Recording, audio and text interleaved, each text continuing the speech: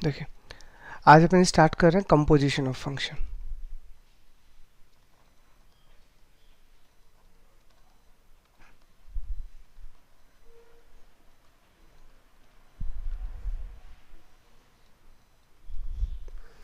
तो देखिए, composition of function का सिंपल सा मतलब क्या है, एग्जैक्टली क्या होता है। प्रैक्टिकल लाइफ में बहुत बार सिनेरियोज ऐसे बनते हैं कि एक फंक्शन से हमारा काम नहीं होता, तो हम क्या करते हैं, एक से ज़्यादा फंक्शंस को आपस में कोलैबोरेट कर देते हैं। लाइक किसी भी तरह का एक प्रैक्टिकल प्रॉब्लम ले लो, जैसे मैं आपसे रिलेटेड एक बिल्कुल प्रैक्टिकल अगर एक एग्जांपल लेता हूँ, वो सिंपल सा। तो जैसे कि आप इसको समझना, यहाँ पे मान लो आपका इनपुट डिवाइस है, ठीक है, और यहाँ पे आपका कंप्यूटर है। तो एग्जैक्टली यहाँ से आपने कुछ भी इनपुट दिया, ठीक है, वो कहाँ चला गया, वो आपके सीपीयू के पास चला गया। ठीक है, लाइक दिस, इसको ऐसे समझो कि वो आपके किसके पास चला गया, सीपीयू के पास चला गया। ठीक है, अब सीपीयू ने उसे एज ए आउटपुट कहाँ डिस्प्ले करवा दिया, आपके मॉनिटर पे डिस्प्ले करवा दिया। फॉर एग्जांपल, तो मैंने कोई भी इनपुट दिया सीपीयू को, लाइक सीपीयू इनपुट दिया, मतलब मान लेता हूँ वो मेरा इनपुट एक्स है फॉर एग्जांपल। तो ये x मैंने इनपुट दिया सीपीयू को, तो सीपीयू ने प्रोसेसिंग किया, तो this means what, this is a function f, क्योंकि प्रोसेसिंग को ही अपन फंक्शन बोलते हैं। और यहाँ से इसने आउटपुट क्या दिया, यहाँ से इसने आउटपुट दिया fx। अभी तक हमने ऐसा पढ़ा है कि हमने x एज ए इनपुट दिया, उसके बदले में एक प्रोसेसिंग हुआ या कोई रूल लगा, उस रूल ने हमें आउटपुट दे दिया। अब यहाँ जो आउटपुट लगा है, अगर वो हमें चाहिए तो ठीक है, लेकिन समटाइम मे बी न द नीड कि हमारी ये जो रिक्वायरमेंट है वो यहाँ पूरी नहीं हो रही, तो हम क्या करेंगे, हम और एक्टिविटीज़ करेंगे। जैसे और एक्टिविटीज़ में ऐसा हो सकता है कि अब आपके पास ये जो आपका एफ एक्स आया है एज ए आउटपुट, इसको हो सकता है लाइक आप ऐसा मानो कि आपने यहाँ पे कंप्यूटर से कुछ टाइप करके एक डॉक्यूमेंट्स तैयार किए हैं। ठीक है, may B this document is in the PDF file और द वर्ड फाइल। अब आप इस पीडीएफ फाइल का क्या चाहते हो, अब आप इसका आउटपुट चाहते हो हार्ड कॉपी में। तो अब आप फिर क्या करोगे, तो फिर अब आपने ये जो भी डॉक्यूमेंट्स दिख रहा है ये किसको दोगे, अब ये आप प्रिंटर को दोगे। ठीक है, और प्रिंटर इसका क्या करेगा, आपके पास में जो भी आपका हार्ड कॉपी में डॉक्यूमेंट्स है उसको जनरेट करेगा। It is just like it. ठीक है, तो प्रिंटर क्या है, तो printer is a function also. तो प्रिंटर भी तो अपने आप में एक फंक्शन है, तो वो अपना रूल लगाएगा। तो हमने इनपुट क्या दिया, देखो अब यहाँ से फिर से समझना, अगर मैंने इनपुट यहाँ से x दिया है, तो वो इनपुट किस पे काम कर रहा है, f पे, तो बदले में हमें क्या मिला, fx मिला। अब ये जो fx है ये आउटपुट है यहाँ से, बट अगर मैं इसको वापस से यहाँ दे रहा हूँ तो ये फिर से क्या बन गया, ये तो फिर से इनपुट बन गया। तो यहाँ से मेरा इनपुट x था, बट यहाँ पे मेरा इनपुट क्या है, fx है। अब इस fx को एज ए इनपुट जब मैं यहाँ दूंगा g फंक्शन को, तो यहाँ से फिर से एक आउटपुट जनरेट होगा, और वो क्या होगा, g of fx। It is just like the scenario. यार सीधा सा गणित है इसका, कि जब मैंने x दिया तो f को, जब मैंने x दिया तो x अंदर दिखना चाहिए आपको, मतलब आपका इनपुट जो होगा ना वो फंक्शन के अंदर एज ए वेरिएबल होगा। तो यहाँ पे मुझे ये x दिख रहा है क्योंकि ये x इनपुट था। अब यही अगर यही एफ एक्स मेरा इनपुट है, इसका मतलब जी के अंदर ये एज ए इनपुट दिखना चाहिए, तो दिखना चाहिए। तो this is what, this is just the combination of two function. हमने क्या किया, हमारे पास में दो फंक्शन है, as just like a practical example, एक फंक्शन सीपीयू का अपना फंक्शन है, प्रिंटर का अपना फंक्शन है, लेकिन हम क्या कर रहे हैं, दोनों को आपस में रिलेट कर रहे हैं। तो जब दोनों को आपस में रिलेट करके हम फाइनल आउटपुट चाहते हैं, this is your final output. तो ये क्या बना है, ये किसकी वजह से बना है, ये दो फंक्शंस को मिला के बने। ठीक है, अब इसमें देखो ध्यान क्या रखना है, ये एक प्रैक्टिकल एग्जांपल था। अब इसी में आप ऐसा सोचो कि अगर मैं प्रिंटर को पहले दूं और बाद में सीपीयू को दूं, क्या ये चीज़ पॉसिबल है, मतलब ऑब्वियसली अब हमें ये चीज़ें सोचनी पड़ेगी। अगर हम दो फंक्शंस को आपस में मर्ज करवा रहे हैं, कंपोज कर रहे हैं, मिला रहे हैं, तो हमें इस चीज़ का पहले आइडिया होना चाहिए, क्या मैं f को पहले करूं या मैं g को भी पहले कर सकता हूं। तो आप इस सिनेरियो को जैसे ही रिवर्स करोगे तो आपको क्या चीज़ें समझ में आएंगी, कि अगर g को मैं पहले कर देता हूं और f को मैं बाद में कर देता हूं, तो क्या प्रैक्टिकल लाइफ में ये एग्जाम्पल पॉसिबल है, सोचो।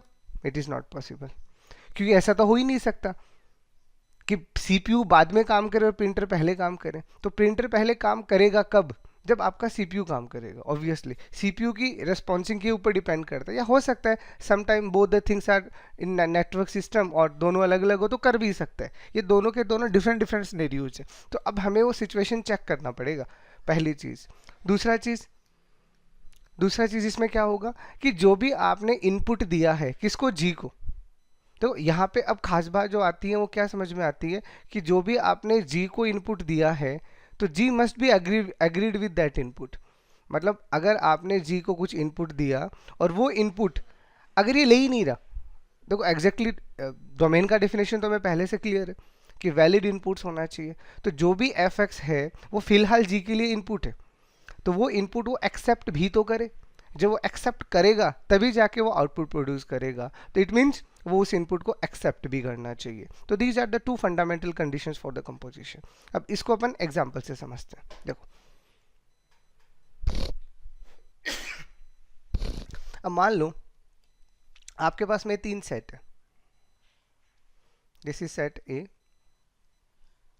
This is set B and this is set C. तो हमने क्या किया, हमने एक रूल बनाया। रूल क्या बनाया कि मेरे पास यहाँ पे कुछ एलिमेंट है 1 2 3 और यहाँ पे 4 मान लीजिए, और यहाँ पे कुछ एलिमेंट है 5 6 7 मान लीजिए 8। ठीक है, तो मैं यहाँ से इन दोनों में पहले एक रूल बना रहा हूँ। क्या रूल बना रहा हूँ, मान लो मैंने इस तरह से कोई कंपोजिशन कर दिया, मैंने इस तरह से कोई कंपोजिशन कर दिया, तो ये रूल, इस रूल का नाम मैं दे देता हूँ f, यानी ये f मेरा एक रूल है जो a टू b में बाउंड हो रहा है। तो इसका मतलब ये मेरा एक फंक्शन बन गया जो a से b में चलेगा। ठीक है, फिर मैं दूसरा फंक्शन बना रहा हूँ b से c। अब मैं दूसरा फंक्शन बना रहा हूँ तो सपोज दैट यहाँ पे कुछ और एलिमेंट्स होंगे लाइक दिस। मान लो यहाँ पे a b c d type या e टाइप के कुछ एलिमेंट्स हैं। अब इनमें आप अगर कॉम्बिनेशन बनाते हो, for example like this is a combination, this is the combination and that function is suppose that function is a g function। तो मैंने यहाँ से जो g function बनाया है वो कहाँ से कहाँ बना है, b to c बना है। तो अब यहाँ पे हम किस चीज़ पे एग्रीड होंगे कि ये जो b वाला पार्ट है, देखो एग्रीड वाला पार्ट जो सिनेरियो है वो क्या है, ये जो b वाला पार्ट है this part is common between these two functions. अरे ये वाला पार्ट तो दोनों में कॉमन होगा ना, तभी तो जाके ऐसा सिनेरियो बनेगा, नहीं तो बनेगा ही नहीं अब आपका। अब हम क्या चाहते हैं कि ये जो कॉमन पार्ट है, ये कॉमन पार्ट क्या है। अगर आप इस कॉमन पार्ट पे थोड़ा बहुत भी रेस्ट्रिक्शन डालोगे तो आपको क्या समझ में आ रहा है कि ये जो कॉमन पार्ट है ये f के लिए क्या है, रेंज है। समझना इस चीज को, ये जो कॉमन पार्ट है ये f के लिए तो रेंज है, लेकिन g के लिए क्या है, g के लिए डोमेन है। बताओ है या नहीं है। अरे इन चीज़ों को अगर आप समझ रहे हो तो समझने के लिए आपको एक एक चीज़ को पहले अच्छे से समझना पड़ेगा, तब जाके आपको चीज़ें खुद ब खुद क्लियर हो जाएंगी। तो जो मेरी f की रेंज है वो g की डोमेन है।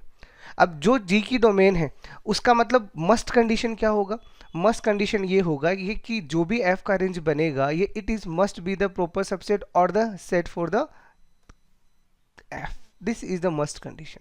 सोचो देखो, यानी जो भी मैं फंक्शन f की रेंज बना रहा हूँ वो जो होगी वो g की डोमेन की या तो बराबर होगा या उसका सबसेट होगा। अगर इस कंडीशन को वो फॉलो करेगा तभी जाके ये आपके सामने क्या हो पाएगा, ये फंक्शनल सिचुएशन बन पाएगी ना। अब जैसे अपन इसको मर्ज करना चाह रहे हैं तो अपन मर्जिंग में क्या चाह रहे हैं, अपन मर्जिंग में ये चाह रहे हैं कि मैं यहाँ से एक एलिमेंट उठाऊँ और उसको डायरेक्टली क्या कर दूँ, इससे कनेक्ट कर दूँ। तो मैं ये बीच का जो एलिमेंट है इसकी बजाय मैं डायरेक्टली यहाँ से यहाँ तक आने में इंटरेस्टेड हूँ, यहाँ से यहाँ तक आने में इंटरेस्टेड हूँ। ठीक है, तो आप a से c के बीच में डायरेक्ट अगर कॉम्बिनेशन बनाना चाह रहे हो, देखो ये आपके पास में फंक्शन f है, ये आपका फंक्शन g है, तो आप इन दोनों को मर्ज करके एक फंक्शन बनाना चाह रहे हो। तो वो फंक्शन बनाना चाहोगे, उस फंक्शन में इनपुट कौन आ रहा है पहले उसको देखना। तो अब इसमें कैसे पता चलेगा कौन सा कॉम्बिनेशन बनेगा, तो अगर आप इनपुट किसको मान रहे हो, x को मान रहे हो, तो वो आपने पहले किसको दिया, अरे x अगर आपने इनपुट बनाया तो पहले आपने f को दिया, तो इसका मतलब हमने f को वो इनपुट दिया तो यहाँ से हमें fx मिला। तो this is what, this is your fx, यही है। और इसको मैं क्या मान लेता हूँ, इसको मैं x मान लेता हूँ। तो ये जो x वाला पार्ट जब मैंने f को दिया तो मुझे fx बना। अब ये fx एज इनपुट कहाँ जा रहा है, g में जा रहा है। इसका मतलब अब ये फिर से मेरे लिए इनपुट बन गया, बट किसके लिए, g के लिए। ठीक है, तो this is what g, this is g of fx। और इसी को रिप्रेजेंट करने के लिए as a composition we can use a symbol and that symbol is called g of fx। This is the notation for this. अगर आप notation की बात करते हो तो this is basically the notation. और द मस्ट एग्रीड कंडीशन तो आपको दिख ही रही है। देखो मैंने इसको किस तरह से यहाँ पे मोल्ड किया है कि मैंने x लिया पहले, तो मेरे लिए अब अगर मैं ये रूल बना रहा हूँ यहाँ पे, तो मेरे लिए मस्ट कंडीशन क्या है, x कहाँ से बिलोंग कर रहा है, a से, यानी all element of x belonging to set a। x जो वो तो सेट a से ही आ रहा है ना, तो सेट a के एलिमेंट्स को एज ए इनपुट आपने f को दिया, तो यहाँ से अपने पास क्या आया, fx आया।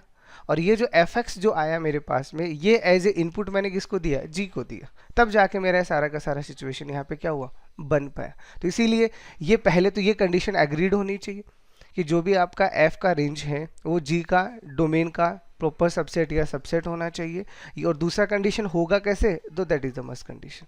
ठीक है, तो पहले आप एक बार डेफिनेशन समझिए, फिर मैं इसकी और आपको सिचुएशंस बताता हूँ। देखो अगर अपन कंपोजिशन की डेफिनेशन बनाएंगे तो हम सिंपल से क्या बोलेंगे कि लेट वी हैव, तो let we have three sets A B and C. ठीक है, हमारे पास तीन सेट्स हैं and functions like f a to b and g b to c are two functions। ये हमारे पास क्या, दो फंक्शंस है। देन जो अभी भी हमने रूल बनाया वो रूल किसका बनाया है, g ऑफ f का। तो g ऑफ f हमारे पास एक फंक्शन होगा जो a to c जाएगा। ठीक है, then g of a function from a to c is called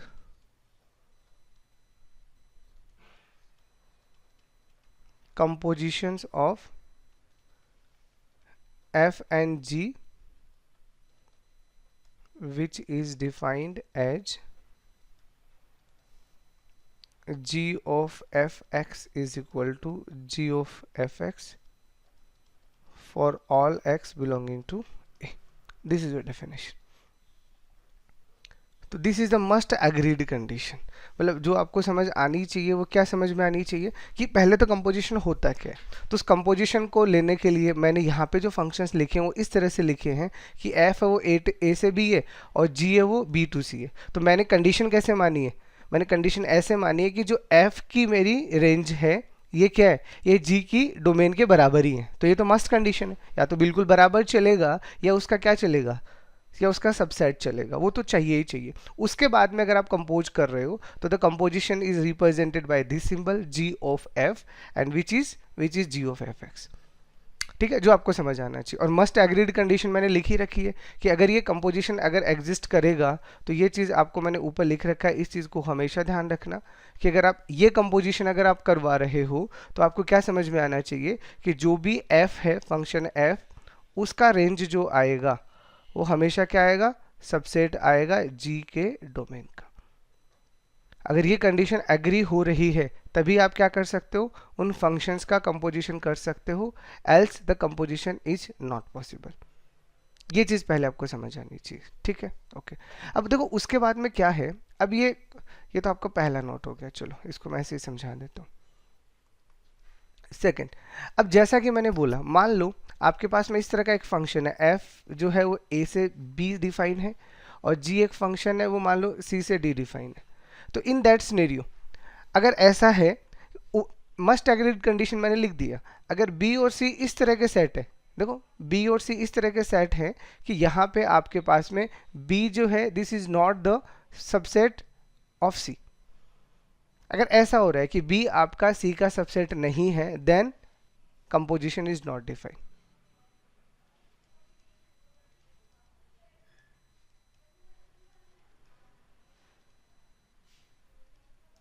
ठीक है, इस सिनेरियो में हमारा कंपोजिशन कभी डिफाइन नहीं होगा।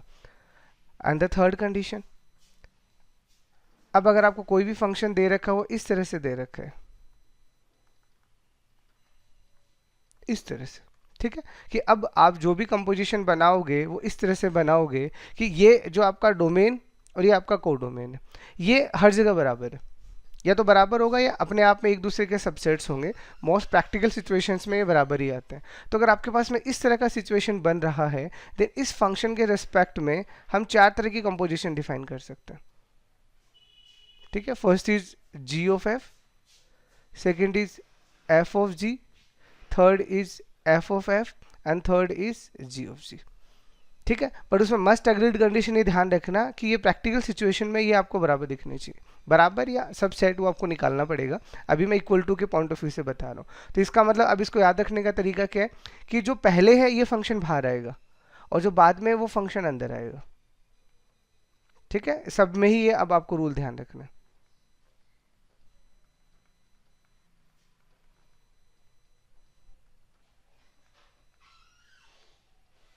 ठीक है, ये रूल आपको सबके लिए ध्यान रखना है। This is a must agreed condition with that. ठीक है, तो ये तो एक फंक्शन का सिंपल सा डेफिनेशन बन गया। अब मान लो कोई भी दो फंक्शंस आपको इस तरह से दिए हैं, जस्ट एग्जांपल अगर मैं आपको एक सिंपल सा सिनेरियो बनाऊं कि मान लो आपको एक फंक्शन एफ एक्स जो दिया है वो तो दिया है 1+x² और दूसरा फंक्शन जी एक्स आपको दे रखा है, वो मान लीजिए दे रखा है x³। ठीक है, तो इन दोनों फंक्शंस का जो डोमेन और रेंज निकालोगे तो R2 R ही है, वो आप खुद भी चेक कर सकते हो। अब मान लो इसमें अपन लोगों को कंपोजिशन निकालना है। मान लो किसी ने बोला है कि एफ ऑफ जी निकालो, तो एफ ऑफ जी एक्स का मतलब हमें पहले से पता चल गया कि क्या होता है, एफ ऑफ जी एक्स होता है। तो अगर किसी भी तरह का कोई भी कंफ्यूजन है तो देखो, और ये रूल भी होते हैं, इसको आपको याद भी रखना है। ठीक है ना, क्योंकि काफ़ी सारे पेचीदा क्वेश्चन कंपोजिशन के इस रूल से ही होने वाले हैं। कैसे, जैसे ये मेरे पास, अब आप यहाँ से देख रहे हो तो क्या दिख रहा है, ये जी एक्स किसके अंदर जा रहा है, एफ के अंदर। तो इसका मतलब ये मेरा एफ जो है, इसमें जो एक्स है, इसी एक्स को मैं किससे रिप्लेस कर रहा हूँ, जी एक्स से रिप्लेस कर रहा हूँ। मतलब मैं अगर इसको लिखना चाहूँ तो मैं इसको ऐसे तो लिखूंगा 1+GX² पास अगर 1+GX का होल स्क्वायर दे रखा है तो मैं यहाँ पे क्या रखूंगा, डायरेक्ट जी एक्स रखूंगा। और जी एक्स मुझे कितना दे रखा है, x³ दे रखा है। तो ये मेरे पास क्या बन जाएगा, 1+x⁻6 बन जाएगा। ऐसे अगर मुझे जी ऑफ एफ बोला है तो जी ऑफ एफ बोला है तो this is g of f x, again situation. तो दिस मीन्स जी, तो इसका मतलब क्या करना है, जो जी वाला फंक्शन है उसमें एक्स की जगह आपको एफ एक्स रखना है। तो ये एक्स ही है यहाँ पे, तो डायरेक्ट आप यहाँ क्या कर सकते हो, एफ एक्स रख दो। तो इसका मतलब एफ एक्स का क्यूब करना, और एफ एक्स आपके पास में क्या है, 1+x² क्यूब। तो ये आपके पास क्या बन जाएगा, जी ऑफ एफ एक्स। या फिर आपको मान लीजिए एफ ऑफ एफ एक्स दिए, तो this is F of f x. तो इसमें क्या करना है, जो भी फंक्शन f है उसमें x की जगह बस आपको f रखना है। तो this means this is 1+fx² and this is 1+fx आपका क्या है, 1+x² का होल स्क्वायर। और ऐसे अगर आपको g ऑफ g निकालना है तो this is g of gx। तो यहाँ से सिचुएशन क्या बनेगा कि जो भी g में x है उसकी जगह gx रख दो, तो दिस इज gx³ और जी एक्स क्यूब करोगे तो आपका जी एक्स कितना है, एक्स क्यूब ही तो है। तो एक्स क्यूब का क्यूब ये कितना जाएगा, x⁻9। तो इस तरह से अगर आपका सिचुएशन एग्रीड है हर एक कंडीशन में, मतलब ये थर्ड वाला सिनेरियो बन रहा है, देन हम चारों के चारों कंपोजिशन निकाल सकते हैं। ठीक है, और अब ये जो रूल है कंपोजिशन का, आप इसको जितना चाहो उतना एक्सटेंड कर सकते हो। मतलब अगर मान लो आपके आपके पास में 3 की बजाय 4 सेट आ गए, बट कंडीशन क्या होनी चाहिए, मस्ट एग्रीड कंडीशन होनी चाहिए। Like this is a b c और डी।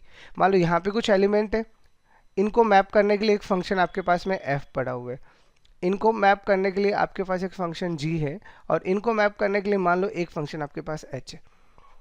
ठीक है, तो अब आपके पास में कंडीशन क्या बन रही है वो आप समझो। मतलब एक फंक्शन आपके पास में f है जो a से b डिफाइन है। देखो याद रखना, f है वो a से b है, g है वो b to c है, h है वो c से d है। तो इसका मतलब अब अपन इसके कैसे समझेंगे कि सबसे पहले हमने x किसको दिया, f को दिया, तो यहाँ से हमें एफ एक्स मिला। अब ये जो एफ एक्स है ये हमने जी को दिया, तो यहाँ से हमें जी ऑफ एफ एक्स मिला। और ये जी ऑफ एफ एक्स मैंने एच को दिया, तो यहाँ से हमें क्या मिला, एच ऑफ जी एक्स मिला। तो इस तरह से अब ये क्या बन गया मेरे पास में, h of g of f. ठीक है, this is your final composition. तो ऐसा नहीं है आप दो फंक्शन का कंपोजिशन कर सकते हो, आप दो से ज़्यादा फंक्शंस को भी यहाँ पे कंपोज कर सकते हो। बस कंडीशन आपके पास क्या होनी चाहिए, वो एक दूसरे की मस्ट एग्रीड कंडीशन में होनी चाहिए। ठीक है ना, मतलब जो भी पहले वाले का रेंज है वो दूसरे वाले की डोमेन का सबसेट होना चाहिए।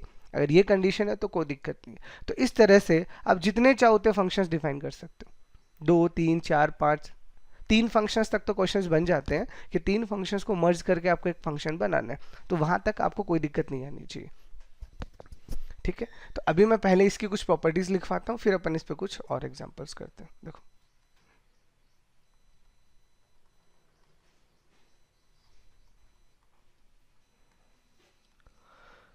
तो कंपोजिशन में सबसे पहले इंपॉर्टेंट चीज़, जो भी आपका कंपोजिशन होता है वो कॉम्यूटेटिव नहीं होता। वो अभी मैंने आपको पहले एग्जांपल से ही दिया था कि एफ ऑफ जी और जी ऑफ एफ दोनों यहाँ पे क्या होती है, अलग अलग चीज़ होती है। तो कंपोजिशन इज नॉट कॉम्यूटेटिव।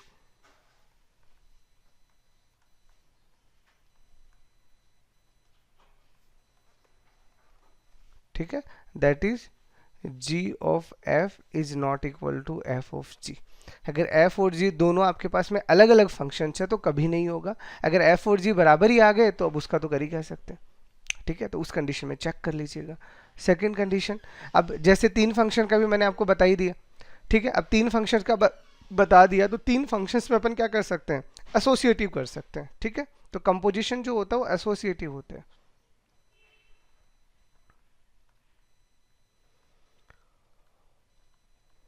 ठीक है, आप इस पे एसोसिएटिव रूल लगा सकते हो। जैसे आपके पास तीन फंक्शन है, f of g of h और यहाँ पे भी f of g of h. अब आप किसी को भी पहले सॉल्व कर लो, हो सकता है आपने एफ ऑफ जी को पहले सॉल्व करके बाद में एच को किया हो, या हो सकता है आपने जी ऑफ एच को बाद में सॉल्व करके फिर एफ किया हो। तो किसी भी सिचुएशन में कीजिएगा, यहाँ पे इसको कोई दिक्कत नहीं आती। ये हमेशा क्या होता है, एग्रीड कंडीशन में सेटिस्फेक्शन करते हैं। ठीक है, थर्ड कंडीशन, अब अगर आपके पास में, और ये ठीक है काम भी आ जाता है तो आपको पता भी होना चाहिए, तो composition of any function with identity function, with identity function is function itself. ठीक है, अगर आपको कोई भी आइडेंटिटी फंक्शन दे रखा है, आइडेंटिटी फंक्शन को मैं आई मान लेता हूँ और एक फंक्शन मेरे पास एफ दिया है, तो अगर मैं एफ ऑफ आई निकालूं या आई ऑफ एफ निकालूं, अगर मैं आइडेंटिटी फंक्शन को किसी भी फंक्शन के साथ कंपोज करूंगा तो वो फंक्शन मेरा खुद ही आ जाएगा। ठीक है, ये भी अपने आप में इंपॉर्टेंट चीज़ें हैं जो आपको ध्यान होनी चाहिए। और fourth condition, it is valid, always भी valid, sometime may be checked, but ये काम आएगा। तो आप इसको सिंपल से क्या ध्यान रख सकते हो कि if f and g are two functions which are inverse to each other। ठीक है, f और g ऐसे दो फंक्शन है जो एक दूसरे के इनवर्स है, यानी हो सकता है f है वो g का इनवर्स है या g है वो f का इनवर्स है, मे बी द सिचुएशन। तो if f and g are two functions which are inverse to each other, then in that scenario अगर आप f of g या g of f का अगर आप कंपोजिशन करते हो तो this is always equal to the identity function. x मतलब आइडेंटिटी फंक्शन। ठीक है, this is the rule also. The fifth rule, अब अगर आप चेक करना चाह रहे हो कंपोजिशन को वन वन और मैनी वन या इनटू ऑन टू के तरीके से, तो ये तो सिंपल सिंपल से रूल आप ध्यान रखना कि f if f a to b and g b to c are one one functions, then g of f a to c is also one। ठीक है, अगर f और g दोनों के दोनों अगर इंडिविजुअली वन वन है तो g ऑफ f भी 100% वन वन होगा। इस चीज़ का आप हमेशा ध्यान रखना। ठीक है, इसी में सेम टू सेम सिचुएशन, अगर आपके पास में f a to b and g b to c are on to, then g of f a to c is also onto. तो अगर आपके दोनों के दोनों इनटू हैं तो आपका कंपोजिशन भी इनटू होगा, सॉरी ऑन टू होगा, और वन वन है तो वन वन होगा। इस चीज़ का ध्यान रखना। ठीक है, बट इसका रिवर्स जो होगा वो थोड़ा सा अलग होता है। जैसे अब अगर मैं यही चीज़ अगर आपको उल्टा बोलूँ, उल्टा बोलने का मतलब अगर मैंने ऐसा बोला कि if g of f x is one one, अगर मेरे पास में जो g ऑफ f है अगर वो वन वन है, देन उस कंडीशन पे f must be one one. ठीक है, अगर आपका g ऑफ f 1 1 बना है तो f का 1 1 होना जरूरी है, g हो भी सकता है नहीं भी हो सकता, कोई जरूरी नहीं है, g पे नो कमेंट्स, बस f पे आपको कमेंट्स लगाना होगा। ठीक है, same condition for onto, तो ऑन टू के लिए भी अगर अपन ऐसा ही बोलें कि if g of f x is onto then g must be onto. ठीक है, f हो भी सकता है नहीं भी हो सकता। ठीक है ना, तो अगर आप 1 1 देख रहे हो तो 1 1 के कंडीशन में f का 1 1 होना जरूरी है, g का नहीं। और आप ऑन टू होना देखो ये तो सीधी सी कैलकुलेशन है ना, f का 1 1 होना इसलिए जरूरी है ताकि f अपनी हर एक मैपिंग को कवर कर सके, तो g तो ऑटोमेटिकली हो जाएगा। लेकिन अगर आप ऑन टू की बात कर रहे हो तो फिर g को सब कुछ कवर करना जरूरी है, इसीलिए g का ऑन टू होना जरूरी है। ठीक है, तो ये चीज़ें अब आपको अच्छे से समझ आनी चाहिए, मतलब जब भी हम कंपोजिशन टाइप्स की चीज़ों को कर रहे होते हैं तो इन दैट सिनेरियो हमें ये चीज़ें समझ में आनी चाहिए। ठीक है, चलो अब जैसे अपन क्वेश्चंस की बात करते हैं, वन बाय वन कुछ सिंपल क्वेश्चन से अपन स्टार्ट करते हैं कंपोजिशन में और देखते हैं।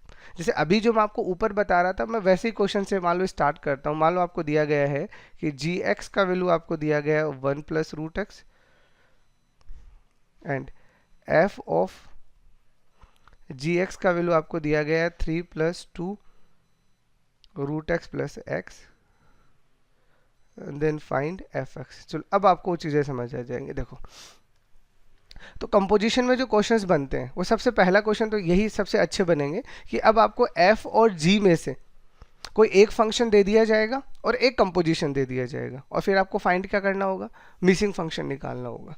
तो उस मिसिंग फंक्शन को निकालने के लिए देखो, हमें gx दिया गया, वो दिया गया 1 + √x, और हमें f ऑफ gx जो दिया गया है वो दिया गया 3 + 2 √x + x, ये हमें दिया गया। अब हमें क्या निकालना है, हमें fx निकालना है। तो अगर हमें fx निकालना है तो हम एक बार के लिए अगर fx के तरीके से सोचें, देखो यही तो मेरा fx है, तो यही अगर मेरा fx है तो यहाँ पे g तो मुझे पता ही है ना। अरे अगर मुझे f ऑफ gx मुझे ये दिया गया है तो g का वैल्यू तो मुझे पता है, जैसा कि मैं बता रहा था। तो आप यहाँ क्या करो, gx का वैल्यू रख दो, gx की जगह वैल्यू क्या है 1 + √x, यही है। तो अगर आप gx की जगह 1 + √x सीधा रख देते हो तो ये मेरे पास रिजल्ट क्या बनेगा, x की जगह पे 1 + √x आ जाएगा।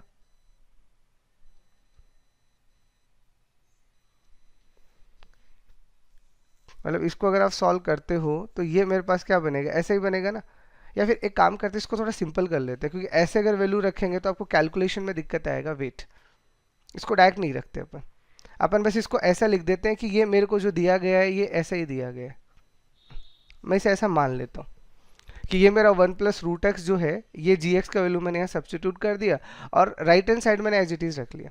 अब राइट हैंड साइड में अब आपको करना क्या है, इस चीज़ पे अपन दिमाग लगाते हैं। तो राइट हैंड साइड में अगर मुझे यहाँ पे 1 + √x दिया गया है तो मैं यहाँ पे भी अगर हर एक टर्म को 1 + √x बना लूँ तो ज़्यादा बेटर रहेगा।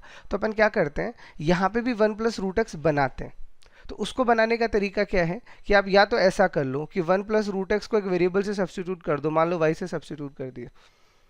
ठीक है, तो यानी 1 + √x अगर आपका y है तो x का वैल्यू कितना आएगा, y - 1 का होल स्क्वायर, यही आएगा। तो यानी यहाँ से अब आप सब्स्टिट्यूशन से क्या कर सकते हो कि 1 + √x की जगह पे तो y रख दो, और जहाँ जहाँ x है वहाँ पे y - 1 का होल स्क्वायर रख दो। तो 3 + 2 और यहाँ पे क्या आएगा y - 1, तो रूट लगा हुआ वो तो हट जाएगा, और यहाँ पे क्या आ जाएगा y - 1 का होल स्क्वायर।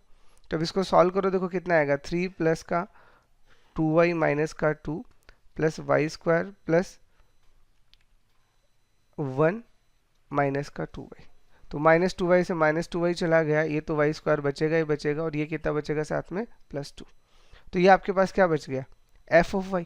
अब है तो फंक्शन ही ना, तो फंक्शन में तो आप डिपेंडेंट और इंडिपेंडेंट वेरिएबल अपनी मर्जी से कुछ भी मान सकते हो। तो इसका मतलब अब यहाँ y की जगह मैं x भी तो रख सकता हूँ, कोई दिक्कत थोड़ी है। तो दिस इज योर x, तो this is your final answer, this is your F x. मतलब कभी भी अगर आपके फंक्शन मिसिंग हैं और इन दैट सिनेरियो अगर आप उन चीज़ों को निकालना चाहो तो उस कंडीशन में ऐसे और ऐसे ही क्वेश्चन अपने पास सबसे ज़्यादा बने। मतलब फंक्शनल चीज़ों में अगर अपन देखेंगे ना तो हमारे पास में ऐसे क्वेश्चन सबसे ज़्यादा बने, इसीलिए ये क्वेश्चन तो हमें आने ज़रूरी है ही है। ठीक है, तो मैं जो जो आए हुए क्वेश्चन है मैन वो आपको करवा रहा हूँ ताकि आप उन चीज़ों को समझो। जैसे देखो दूसरा क्वेश्चन आपको दिया गया है मतलब आपको दिया गया है if g x is equal to x square plus x minus two and 1/2 g of f x का वैल्यू आपको दिया गया है 2x स्क्वायर माइनस का 5x प्लस 2। देन आपको पूछा है एफ एक्स का वैल्यू क्या होगा। ये आपके पास क्वेश्चन है, तो सेम वही क्वेश्चन। अब आपको जी ऑफ एफ और जी एक्स दे दिया और एफ एक्स पूछ लिया, तो अब आप इस सिनेरियोस को कैसे सॉल्व करोगे। तो ये क्वेश्चन थोड़ा जो दिया गया है इसको अब आपको अगेन सोचना पड़ेगा। करेंगे हम इसे ऊपर वाले की तरह ही, बट इसमें पहले कैलकुलेशन को अपन सोचते हैं कैसे, कि अब अगर मुझे जी ऑफ एफ दिया है, तो यहाँ पे जी ऑफ एफ दिया है, अगर मुझे जी ऑफ एफ एक्स दिया है तो उसका मतलब अपने लिए क्या होता है, जी ऑफ एफ एक्स। तो अगर मैं जी ऑफ एफ एक्स निकालना चाहूँ तो खुद नहीं निकाल सकता, बताओ, बिल्कुल निकाल सकते हैं, क्योंकि जी मुझे दिया गया है, एक्स मुझे पता है, तो यहाँ पे जहाँ जहाँ पे भी एक्स है वहाँ पे आप एफ एक्स को सब्सटीट्यूट कर दो। तो ये मेरे पास क्या बन जाएगा, f x whole square plus f x minus का 2। तो ये मेरे पास क्या बन गया, जी ऑफ एफ बन गया। और यही जी ऑफ एफ मुझे भी दे रखा है, जिसका मतलब ये जो जी ऑफ एफ एक्स दिया गया है इसकी जगह पे मैं ये वैल्यू सब्सटीट्यूट कर सकता हूँ। ठीक है, तो यानी अपन इसे कैसे लिखेंगे, 1/2 और यहाँ पे ये अपना क्या आ जाएगा, एफ एक्स का होल स्क्वायर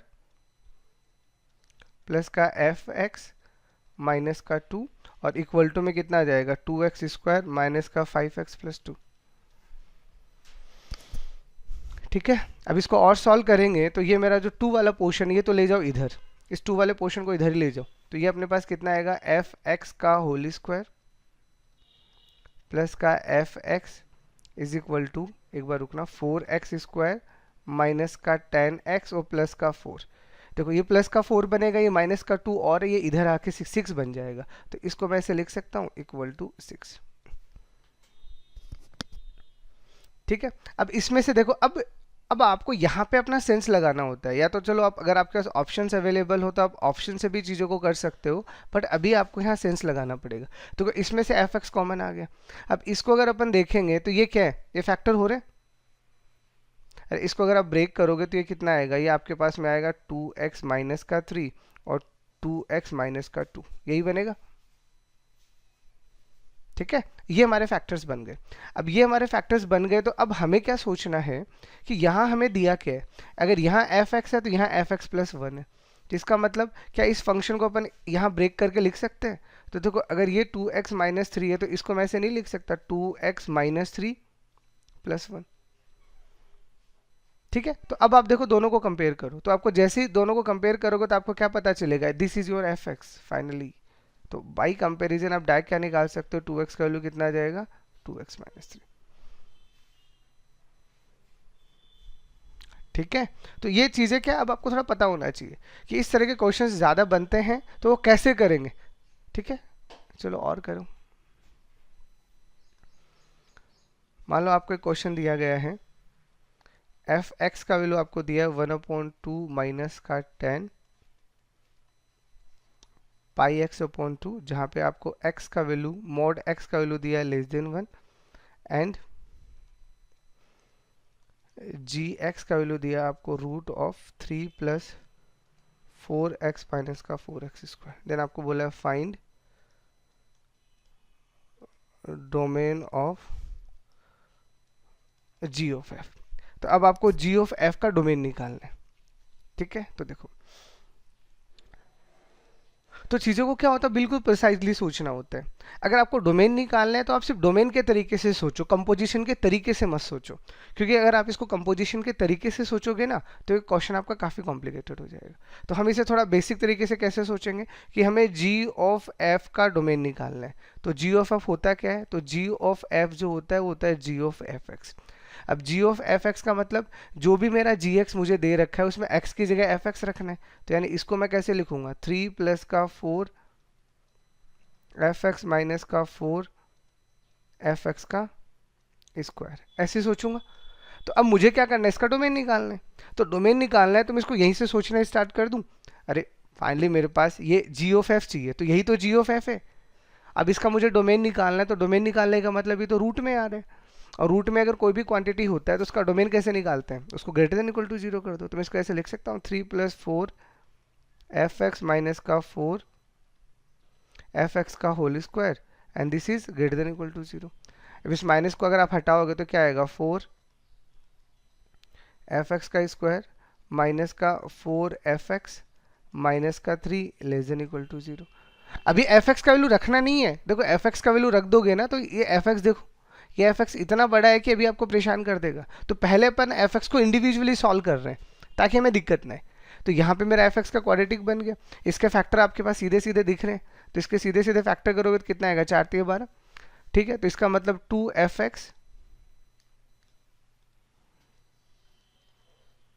2fx माइनस का 3 एंड 2fx प्लस का 1, ये हमारे पास इसके वैल्यूज आ गए। अब fx का वैल्यू तो अपन निकाल ही सकते हैं। अरे fx का वैल्यू मेरा लेस देन इक्वल टू है, इसका मतलब fx का वैल्यू क्या आएगा, लेस देन इक्वल टू आएगा। ये 3/2 आ रहा है और ये माइनस का 1/2 आ रहा है, तो -1/2 इधर चला जाएगा और 3/2 इधर चला जाएगा। हो गया। अब मैं यहाँ पे क्या करता हूँ, fx का वैल्यू रख देता हूँ, क्योंकि अगर मैं इसके बीच में कहीं पे भी fx रखता इट इज़ वेरी कॉम्प्लिकेटेड। तो अब यहाँ पे जब आप fx का वैल्यू रखोगे तो fx कितना दे रखा है 1/2 माइनस का 10 pi x/2 and this is less than equal to 1/2 and this is 3/2। चलो, तो अभी ये तो एलिमेंट्री ट्रांसफॉर्मेशन से हो जाएगा। अब कहाँ दिक्कत है, यहाँ 1/2 है तो दोनों तरफ क्या करो, -1/2 करोगे तो ये -1 आ जाएगा, ये -10 pi x/2 आ जाएगा और यहाँ पे कितना आ जाएगा 1 आ जाएगा। अब माइनस से अगर आप मल्टीप्लाई भी करते हो तो 1 और -1 तो वो के वही है, उनको थोड़ी कुछ फर्क पड़ना है, तो इसको माइनस से मल्टीप्लाई भी कर दूंगा तो ये ऐसा आ जाएगा।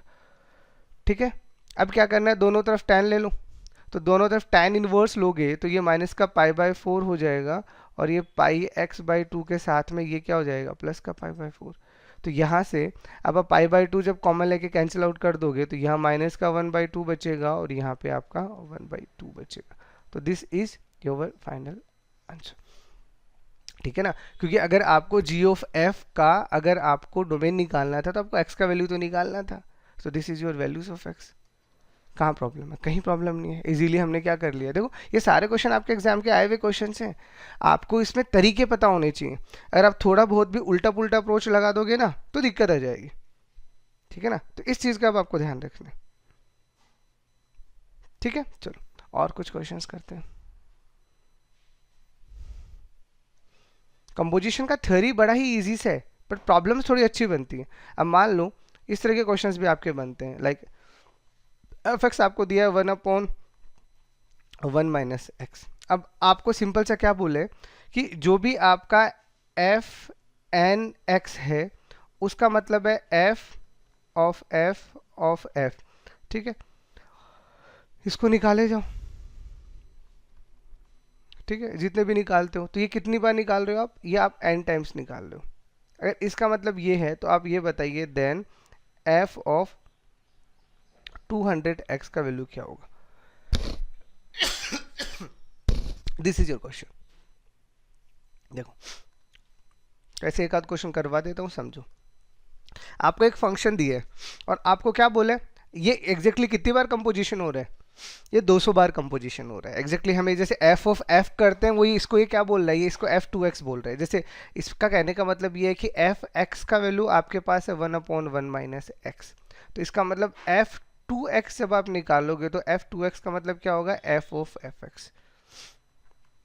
ठीक है, तो पहले निकालें f2x क्योंकि अब निकालना पड़ेगा। तो ऐसे क्वेश्चंस कभी भी अगर एग्जाम में आते हैं तो बिल्कुल कूल माइंड से आपको करना क्या है, 2-3 कंपोजिशन आपको खुद पहले निकालने पड़ेंगे। जैसे ही आप 3 या 4 से ज़्यादा रेयरली आता है, 4 आप कंपोजिशन निकाल लो मैक्स, हो सकता है 3 पे भी आपका काम हो जाए। जैसे आप 3 या 4 कंपोजिशन निकालोगे ना उसके बाद एक पैटर्न बनेगा और वो रिपीट होने लग जाएगा। ठीक है, जैसे चलो करके दिखाता हूँ। तो अगर इसको करूंगा तो ये क्या आएगा, 1/1 - x की जगह f को ही रखना है तो दिस इज 1 - x, यही आएगा। अरे x की जगह मुझे fx ही रखना है ना, तो fx फिर रख दिया मैंने, तो ये 1 - x तो ऊपर चला जाएगा। नीचे यहाँ क्या आएगा, 1 - x यहाँ पे आएगा और ये माइनस का 1 आ जाएगा। तो ये 1 से 1 चला गया तो ये कितना आ जाएगा, x - 1/x। बताओ कोई डाउट, अरे f2x में कोई डाउट है, यही आएगा। ठीक है, उसके बाद में अपन क्या निकालते हैं, f3x निकालते हैं। तो f3x निकालेंगे तो इसको अपन कैसे लिख सकते हैं, f3x को f ऑफ x। तो f ऑफ x में अपन यहाँ f रख देते हैं और यहाँ f2x रख देते हैं, क्योंकि f2x निकाल के बैठे हैं ना। तो हम 3 बार करने की बजाय 2 वाला तो किया हुआ ही पड़ा है, तो 2 वाला किया पड़ा है, इसका मतलब जहाँ x है वहाँ पे क्या रखना है आपको, x माइनस 1/x। तो दिस इज 1/1 माइनस यहाँ पे क्या आएगा, x माइनस 1/x। तो ये जैसे आप करोगे देखो यहाँ तो x चला जाएगा, ठीक है, और इसको अगर आप सॉल्व करोगे तो ये कितना आएगा, x माइनस का x प्लस 1। तो x से x चला गया तो ये कितना आ गया, x आ गया। और एक बार अगर आपको x मिल गया तो अब समझ में आ रहा है क्या होगा, अरे x क्या है, ये आपका आइडेंटिटी फंक्शन है। तो अभी तो मैंने आपको बताया कि किसी भी फंक्शन को जब आप आइडेंटिटी फंक्शन के साथ कंपोजिशन करते हो तो वही फंक्शन दोबारा आ जाता है। तो अब मेरे पास में अगर इसी चीज़ को अब मैं रिपीट करूंगा, यानी x को अगर मैं वापस से रखूंगा, किस में रखूंगा, अब जैसे मुझे f4x निकालना है सपोज करो, तो मुझे f4x निकालना है तो मैं कैसे निकालूंगा, f ऑफ f3x। और f3x क्या है, अरे आइडेंटिटी फंक्शन है, ये तो खुद ही fx बन गया। तो अगर fx बन गया तो फिर से क्या आ गया, यही आ गया। इसका मतलब क्या हो गया, इसका मतलब ये हो गया कि ये फंक्शन अपने आप को बार बार रिपीट कर रहे, रिपीट कर रहे। तो रिपीट किसके टर्म में कर रहे हैं, 3 के टर्म में। मतलब अब आपको क्या करना है, जो भी निकालना है, अब देखो ऐसा सोचो कि अब ये जो भी मेरा एफ एन एक्स बनेगा, इसकी सिचुएशन क्या बन गई, इसके 3 सिचुएशन बन गई। या तो वो नंबर जो होगा, अब उसे आप क्या कर रहे हो, देखो एफ एक्स, f2x और f3x। तो इसका मतलब अगर वो नंबर 3 का मल्टीपल है, अगर वो नंबर 3 का मल्टीपल है, देखो सीधा सीधा देखो, अगर वो 3 का मल्टीपल है तो उस कंडीशन पे वो क्या आएगा, वो x आएगा, ठीक है। अगर आप उसे 3 का मल्टीपल लिखोगे, 3 के टाइप का लिखोगे तो वो फंक्शन x बन जाएगा, ठीक है। अब यहाँ पे क्या हो रहा है, 3 से डिवाइड किया और कितना बचा, 1 बचा, ऐसे तो हुआ इसका मतलब। तो आपने 3 से डिवाइड किया और 1 बचा। अगर इस टाइप का फंक्शन है तो वो खुद एफ एक्स है, यानी वो 1/1 माइनस एक्स है। और ऐसे 3 से डिवाइड किया और 2 बचा, तो 2 बचा तो किस टाइप का फंक्शन है, x माइनस 1/x टाइप का फंक्शन है। अब आपको क्या पूछा देख लो, अब जरूरी नहीं हो 200 ही पूछे, अब वो यहाँ पे कुछ भी पूछे हमें दिक्कत नहीं है, क्योंकि हम डायरेक्ट 200 को 3 से डिवाइड करके देखेंगे। तो जैसे आपने 200 को 3 से डिवाइड किया, कितना बचा, 2 बचा ना। तो 2 बचा तो यानी 2 बचा है, 1 बचा, 2 बचा। तो जैसे आप इसको 3 से डिवाइड करोगे, यहां से आपके पास में 2 बचेगा। तो 2 बचने का मतलब दिस इज योर आंसर। तो answer is x minus 1/x, this is your final answer. अब मान लो इसी के बजाय 200 ना देके बोलता 300x का वैल्यू निकालो, तो 300 का मतलब अब वो 3 का मल्टीपल होना चाहिए, तो 3 का मल्टीपल मतलब ये फिर x आता, दिस इज योर आंसर, ठीक है। तो इस तरह के जो भी क्वेश्चंस बनते हैं उनमें क्या छुपे होते हैं, उनमें पैटर्न छुपे होते हैं। ऐसे ही n के लिए बनाया नहीं जा सकता, क्योंकि अगर ऐसे अगर अपन n के लिए बना देंगे ना तो क्वेश्चन क्या हो जाएगा, क्वेश्चन इतना लेंदी हो जाएगा कि फिर अपन पैटर्न निकालते रह जाएंगे, क्वेश्चन होगा ही नहीं कभी, ठीक है। तो चलो एक क्वेश्चन और कर लेते हैं ऐसे इसका। मान लो आपको क्वेश्चन दिया है, आपको एफ एक्स का वैल्यू दिया गया है, वो दिया गया है x माइनस 1/x प्लस 1। और अब यहाँ पे वही सेम डिफाइन करने का इसका तरीका, इस बार इसने ऐसा बोला है कि f2x का मतलब है f ऑफ f(x). तो ऐसी ही चीज़ें चलती रहेंगी, ठीक है। तो अब आपको बोला है find the value of f of, मान लो आपको दिया है 2020x, ये आपका क्वेश्चन है, ठीक है। तो यहाँ पे भी वही सेम, फंक्शन जो होते हैं बहुत सेलेक्टेड होते हैं, ये ज़्यादातर फंक्शन ऐसे ही मिलते हैं कि कुछ ना कुछ टाइमिंग के बाद में ही क्या बन जाएंगे, आइडेंटिटी बन जाएंगे। तो एफ एक्स हमें पता है, लाइक इसको जब हम सॉल्व करेंगे तो एफ एक्स हमें पता है, एफ एक्स का वैल्यू कितना आ रहा है, x माइनस 1/x प्लस 1। तो सबसे पहले अपन क्या निकालेंगे, एफ स्क्वायर एक्स। तो एफ स्क्वायर एक्स क्या होता है, एफ ऑफ एफ एक्स। तो इसका मतलब जहाँ जहाँ x है वहाँ पे क्या करना है, इसी फंक्शन को आपको वापस से रख देना है। तो x की जगह क्या रखना है, x minus 1/x plus 1 minus 1, x minus 1/x plus 1 plus 1। तो इसको सॉल्व करोगे तो देखो एलसीएम तो कैंसिल आउट हो जाएगा, ऊपर बचेगा x माइनस 1 माइनस का x माइनस 1, और नीचे सॉल्व करोगे तो x माइनस 1 प्लस का x प्लस 1। तो यहाँ से x चला जाएगा, ऊपर क्या बचेगा, -2, और नीचे सॉल्व करोगे तो आपका 1 से 1 चला जाएगा, तो ये कितना बचेगा 2x, तो यानी ये कितना बच गया माइनस का 1/x।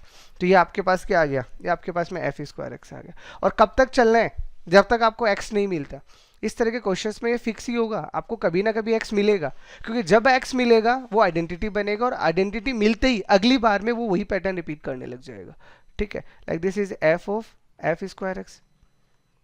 तो यानी f ऑफ आपको क्या रखना है -1/x। तो जहाँ जहाँ पे भी x है वहाँ पे आपको क्या रखना है माइनस का 1/x। तो माइनस का 1/x -1, माइनस का 1/x +1। इसको सॉल्व करोगे तो ये माइनस का 1 माइनस का x बनेगा, और इसको सॉल्व करोगे तो माइनस का 1 + x बनेगा। तो इसको अपन कैसे लिख सकते हैं, ऊपर से माइनस कॉमन लोगे तो x + 1 बन जाएगा, और इस कॉमन लोगे तो ये आपका 1 - x बचेगा, सॉरी। ठीक है, तो ये आपका f3 बना। अभी भी x नहीं है, देखो हमें तो कब तक चलना है जब तक x नहीं आता। अब वो आपकी किस्मत, 2 बार में मिले या 3 बार में मिले या 4 बार में मिले, लेकिन ठीक है एग्जाम का क्वेश्चन होगा तो 4 बार से ज़्यादा तो क्या ही देगा यार। ठीक है, तो ये f है, तो यहाँ पे क्या आ रहा है आपके पास में x + 1/1 - x।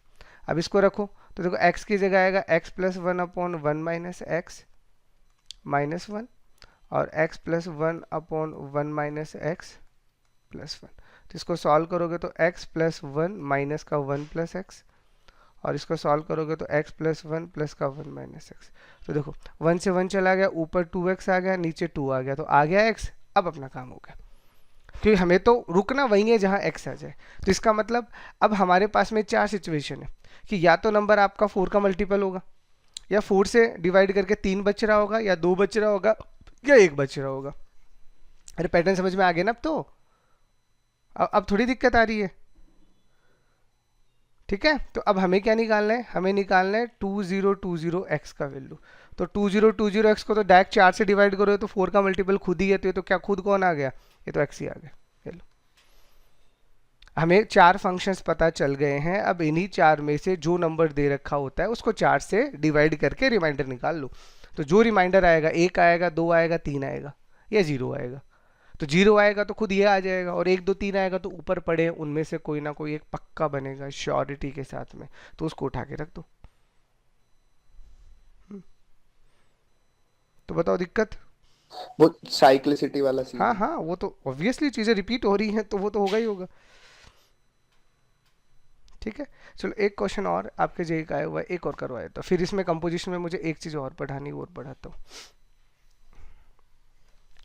मान लीजिए आपको एक क्वेश्चन, ये भी आपका आया हुआ क्वेश्चन है, क्या दिया है आपको, fx दे रखा है, वो दे रखा है x², और gx आपको दे रखा है sin x। ठीक है, for all x belonging to R, then the set of all x satisfying f of g of f x is equal to g of f x। बस यही दिया है, वो आपको f of g का मतलब तो पता ही है, is, this is a question. तो आपको x का वैल्यू पूछा है, मतलब x का वैल्यू पूछा मतलब ये इक्वेशन को जो भी x सेटिस्फाई करे उसका वैल्यू निकालो। तो इस इक्वेशन में है क्या, पहले तो उसको शकल सूरत देख लें। अरे ये एक इक्वेशन दे रखी है, ये दोनों बराबर है, तो इसमें 3 बार कंपोजिशन है, इसमें 4 बार कंपोजिशन है। तो जैसे g ऑफ f का वैल्यू अगर अपन निकालेंगे तो g ऑफ g, और यहाँ से f रखना है, तो f का वैल्यू कितना है x²। तो मैं इसको ऐसे लिख सकता हूँ, अरे पहले मैंने fx का वैल्यू रख दिया। अब कहाँ जाओ, अब g के पास जाओ, तो g के पास क्या है, तो ये मेरे पास कितना हो जाएगा sin x²। बताओ कोई दिक्कत। और फिर g के पास फिर जाना है, तो इसका मतलब ये फिर क्या हो जाएगा, g में sin x² तो आ ही गया, तो इसका मतलब sin तो आएगा ही आएगा, और x की जगह क्या रख देना है sin x² फिर रख देना है। तो बताओ पहले इसमें किसी को कोई डाउट, g ऑफ f में आ गया समझ में, चलो ठीक है।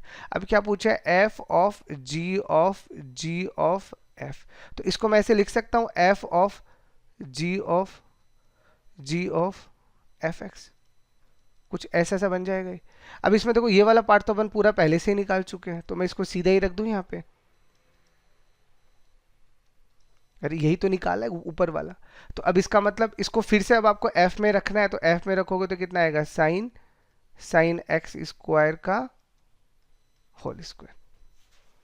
तो बताओ इसमें किसी को भी कोई डाउट पहले यहाँ तक? इतना समझ में आ गया? अब हमें क्या गिवन है उसमें दोनों का वैल्यू रख देते हैं। तो जो हमें गिवन है वो यहाँ क्या गिवन है, साइन एक्स स्क्वायर का whole square is equal to sine of sine x square. ठीक है, इतना दिया गया है। अब इसको आप थोड़ा गौर से देखो। तो अगर आपको गौर से देख रहे हो तो ऐसा नहीं समझ में आ रहा है कि साइन एक्स स्क्वायर बार बार रिपीट हो रहा है, तो अपन ऐसा नहीं मान सकते कि लेट साइन एक्स स्क्वायर को एक वेरिएबल मान लो इसको अपन टी मान लेते हैं। तो इसको अगर मैं टी मानूंगा तो ये कैसा आएगा, t square type equal to t नहीं आएगा। तो यानी t square minus t is equal to अगर जीरो हुआ तो टी का वैल्यू आइदर जीरो और वन, बताओ यही आएंगे। इसको जब आप सॉल्व करोगे तो टी का वैल्यू है तो जीरो आएगा या वन आएगा। तो अब अपने को क्या करना है, टी यानी जो इक्वेशन दिया गया है टी का वैल्यू का, उसको दो बार सॉल्व करना है। तो सबसे पहले मान लो आपने टी का वैल्यू यहाँ पे वन रख दिया, ठीक है, this is the first case. तो टी का वैल्यू वन रखा है यानी साइन एक्स स्क्वायर का वैल्यू वन रखा है। तो इसको अपन सॉल्व करते हैं। तो साइन एक्स जो होता है वन कब होता है, पाई बाई टू पे, पाई बाई टू पे ही होता है। तो अगर डायरेक्टली अगर इसका अपन जनरल सॉल्यूशन निकाल लें तो ये किसकी तरह काम कर रहा है, sine theta equal to sine alpha. तो इसको मैं डायरेक्ट ऐसे लिख सकता हूँ, sine x square is equal to 2n pi plus pi by two. अरे पाई बाई टू मैंने वन पे निकाल लिया, समझाने के लिए बता रहा हूँ मैं। तो पाई बाई टू मैंने वन पे निकाल दिया और उसको अब मैं हर एक साइकिल में रिपीट कर रहा हूँ। वन कब आता है, पाई बाई टू पे तो आता है, ठीक है। तो अब यहाँ और यहाँ से हमें क्या पता है कि जो भी n का वैल्यू आएगा वो तो हमेशा इंटीजर ही आएगा। अब एक बात बताऊँ, क्या ये प्रैक्टिकली पॉसिबल है? जैसे सोचो, मैं जो बोल रहा हूँ वैसे वैसे सोचना। ये इक्वेशन आपको दे दी, चलो ठीक है। अब आपने यहाँ z का वैल्यू इंटीजर रखना है, तो मान लो आपने n का वैल्यू जीरो रख दिया। तो जैसे आपने यहाँ n का वैल्यू जीरो रख दिया, साइन एक्स स्क्वायर का वैल्यू कितना आएगा, पाई बाई टू। तो पाई बाई टू को सॉल्व भी तो करो। अरे पाई कितना होता है 3.14/2 and this is 1 point something. तो मेरे को बताओ साइन का वैल्यू कभी वन को क्रॉस कर सकता है क्या? अरे sine is always lies between -1 to 1, तो ये तो वन को क्रॉस कर ही नहीं सकता। इसका मतलब यहाँ से जब आप सॉल्व करोगे तो कोई सोल्यूशन नहीं आने वाला, यहाँ से तो कोई सोल्यूशन आएगा नहीं फर्स्ट वाले से। तो ये तो क्लियर कट कैंसिल आउट हो गया। दूसरा जब आप t का वैल्यू जीरो रखोगे, इसका मतलब साइन एक्स स्क्वायर का वैल्यू जीरो आएगा। तो साइन जीरो कब होता है, एन पाई पे, यानी साइन एक्स स्क्वायर का वैल्यू फिर कितना आएगा आपके पास में, एन पाई। ठीक है। अब अगर ये मेरे पास में एन पाई आया तो एक बात बताओ, फिर से एन तो मेरा फिर से क्या हुआ, इंटीजर ही हुआ। तो एन मेरा फिर से इंटीजर हुआ, तो अगर मैं एन का वैल्यू फिर वन रखूंगा, अब इसको सोचना, फिर मैं अगर वन रखूंगा तो फिर दिक्कत आ जाएगी। तो मतलब इस इक्वेशन को अगर कोई सेटिस्फाई करेगा एन का वैल्यू तो वो कौन सा होगा बताओ, सिर्फ जीरो। जीरो के अलावा अगर आप कुछ भी रख रहे हो ना तो ये साइन की रेंज को क्रॉस कर रहा है, ये -1 से 1 को क्रॉस कर रहा है। तो इसका मतलब इसको अगर मैं सॉल्व करना चाहूँ तो इसको बस अपन कहाँ सॉल्व कर सकते हैं, यहीं पे सॉल्व कर सकते हैं। और यहाँ पे सॉल्व कर सकते हैं, इसका मतलब फिर एक्स स्क्वायर का वैल्यू कितना आएगा, वो एन पाई आएगा। सोचो, अरे फिर से एक जीरो बन गया ना, एक जीरो यहाँ था, मैंने ये साइन हटाया तो ये मेरा एन पाई बन गया। अब मैं यहाँ बोल रहा हूँ कि n का वैल्यू इंटीजर हो सकता है पर जीरो के अलावा कोई पॉसिबल नहीं है, क्योंकि जो भी अब आएगा वो साइन की रेंज को क्रॉस कर जाएगा। तो जैसे आपने जीरो रखा, इसका मतलब सिर्फ यही सॉल्यूशन पॉसिबल है। तो यही सॉल्यूशन पॉसिबल है, यानी एक्स स्क्वायर का वैल्यू कितना आएगा, एन पाई, और इसका मतलब एक्स का वैल्यू फिर कितना आ जाएगा, रूट एन पाई। और रूट एन पाई आएगा तो अब यहाँ बताओ एन का वैल्यू स्टार्ट कहाँ से होगा, दैट इज इंपॉर्टेंट। अरे एन का वैल्यू क्या आएगा अब यहाँ पे, जीरो आ सकता है, बिल्कुल आ सकता है। तो इसका मतलब एन का वैल्यू जीरो से स्टार्ट होगा। तो इसका मतलब इसका वैल्यू अब आप जीरो से स्टार्ट करके इन्फिनिटी तक ले जा सकते हो। मतलब ये क्या है, ये होल नंबर है। क्योंकि जेई का आया हुआ क्वेश्चन था तो इसके दो ऑप्शंस थे, एक में जीरो था और एक में जीरो नहीं था। तो कंफ्यूज करने के लिए उसमें भी आपके मजे लग रखे थे उसने। एक तो ये दे रखा था दिस इज प्लस माइनस, है ना, ये ध्यान रखना, x square equal to n pi है तो एक्स का वैल्यू कितना आएगा, plus minus root n pi, जहां एन का वैल्यू जीरो से स्टार्ट होगा। ठीक है, तो बताओ इस क्वेश्चन में कोई दिक्कत, अच्छा क्वेश्चन था तो मैंने सारा पूरा सॉल्व करवा दिया। अब किसी को कुछ पूछना हो, किसी को कोई डाउट हो तो बताओ। चलो, अब कंपोजिट फंक्शन में एक छोटा सा चीज़ और बच गया, एंड दैट इज़ व्हाट। अब आपको कंपोजिट फंक्शन अभी तक जो दिए थे वो सीधे सीधे दिए थे, लेकिन मान लो अगर आपको आपके कंपोजिट फंक्शन है वो पीस वाइज फंक्शन की फॉर्म में दे दिए जाए तो दिक्कत आता है। तो ये पार्ट मैं आपको और पढ़ा देता हूँ। देखो, अगर आपको कंपोजिट फंक्शन दे रखे हैं लेकिन वो पीस वाइज फंक्शन की फॉर्म में दे रखे हैं, मतलब अभी तक हमारे पास एफ एक्स एक फंक्शन था, जी एक्स एक फंक्शन था, लेकिन अगर मेरे पास में एफ एक्स एक अलग फंक्शन है और जी एक्स एक अलग फंक्शन है, तो लाइक दिस एग्जाम्पल से समझाता हूँ। मान लो आपको एक एग्जाम्पल दिया है, आपको दिया है एफ एक्स का वैल्यू जो दिया है वो मान लीजिए आपको दिया गया है x square -1 when x is less than 0 and 4 minus x square when x is greater than equal to 0, और जी एक्स आपको दिया गया है ये।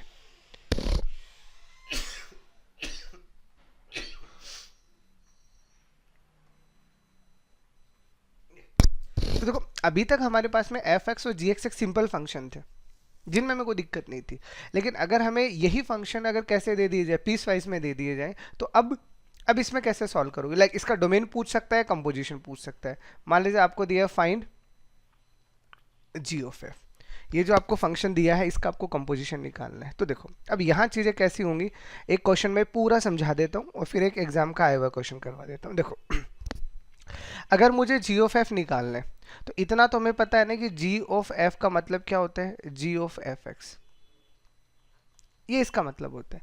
अब जी ऑफ एफ एक्स होता है, इसका मतलब मैं जाऊंगा कहाँ, मैं जी के पास जाऊंगा और जहाँ जहाँ एक्स है वहाँ एफ एक्स रखूंगा, यही करूंगा तो कर दो। मतलब आप जी के पास जाओ और जी में जहाँ जहाँ पे भी एक्स है वहाँ पे एफ एक्स सब्सिट्यूट कर दो। मतलब यहाँ पे अब आप क्या करने वाले हो, जहाँ पे भी आपको एक्स दिखा तो जहाँ पे भी एक्स दिखा मार्क कर लो, 1 2 3 4, 4 जगह पे एक्स है, तो जहाँ जहाँ पे भी एक्स है वहाँ पे आपको एफ एक्स रख देना है। तो आप वहाँ एफ एक्स रखो, क्या आएगा, एफ एक्स प्लस 1 यहाँ रखोगे तो यहाँ पे आपका एफ एक्स क्या आएगा, लेस देन 0, और यहाँ पे आप रखोगे तो 2 माइनस एफ एक्स आएगा और यहाँ पे आपका एफ एक्स क्या आएगा, greater than equal to 0। Hope so clear यहाँ तक? बताओ यहाँ तक किसी को कोई डाउट पहले तो? मतलब कभी भी अगर हमें इस तरह से कंपोजिशन निकालना हो तो एफ ऑफ जी निकालना या जी ऑफ एफ निकालना खुद पहले तो देख लो। जी ऑफ एफ निकालना है तो इसका मतलब जहाँ पे भी जी दे रखा है और जी में जहाँ जहाँ पे भी एक्स है वहाँ पे एफ एक्स रख दो। अब वो एक जगह भी स्किप नहीं करना है, पता चले इसको छोड़ दिया या इसको छोड़ दिया तो गड़बड़ हो जाएगा, आपको हर जगह पे रखना पड़ेगा।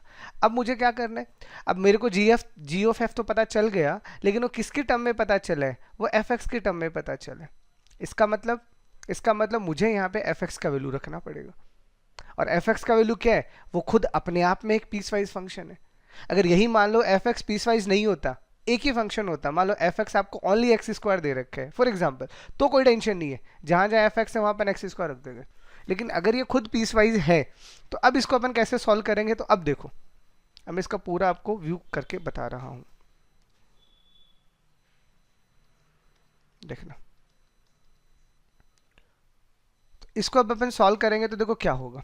सबसे पहले अपन क्या करेंगे, सबसे पहले अपन ये वाला केस लेंगे, फर्स्ट वाला, ठीक है। तो फर्स्ट वाला केस क्या करेंगे, यहाँ पे भी अप्लाई करेंगे और यहाँ पे भी अप्लाई करेंगे, ठीक है। तो कैसे अप्लाई करेंगे, देखो एफ एक्स का वैल्यू कितना दे रखा है, एक्स स्क्वायर -1, तो यहाँ पे आ जाएगा एक्स स्क्वायर -1 प्लस 1, ये तो आएगा ही, और यहाँ पे भी मुझे क्या रखना है, एक्स स्क्वायर -1 लेस देन 0, लेकिन इसके साथ में ध्यान क्या रखना है, वो ध्यान रखना ये डिफाइन कब है, जब एक्स का वैल्यू लेस देन 0 है। तो इसका मतलब इसका खुद का अपना रेंज भी यहाँ वापस आएगा, ठीक है।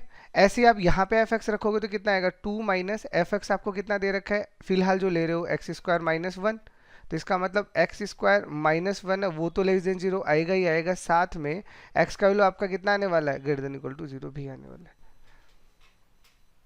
ठीक है। तो आपके लिए कंडीशन क्या लग रही है कि जहां जहां पे पहले आपने ये एक फंक्शन लिया, इस एक फंक्शन को आपने यहाँ पे सब्स्टिट्यूट किया और यहाँ पे किया, एफ एक्स की जगह एफ एक्स तो रख ही रहे हो, लेकिन साथ में आपको ये भी ध्यान रखना है कि इसको भी साथ में रखते जाना है। इसीलिए अब आपके पास में रेंज जो होंगी वो 2 बन जाएंगी, ऐसे 2 इनइक्वलिटीज बनेंगे।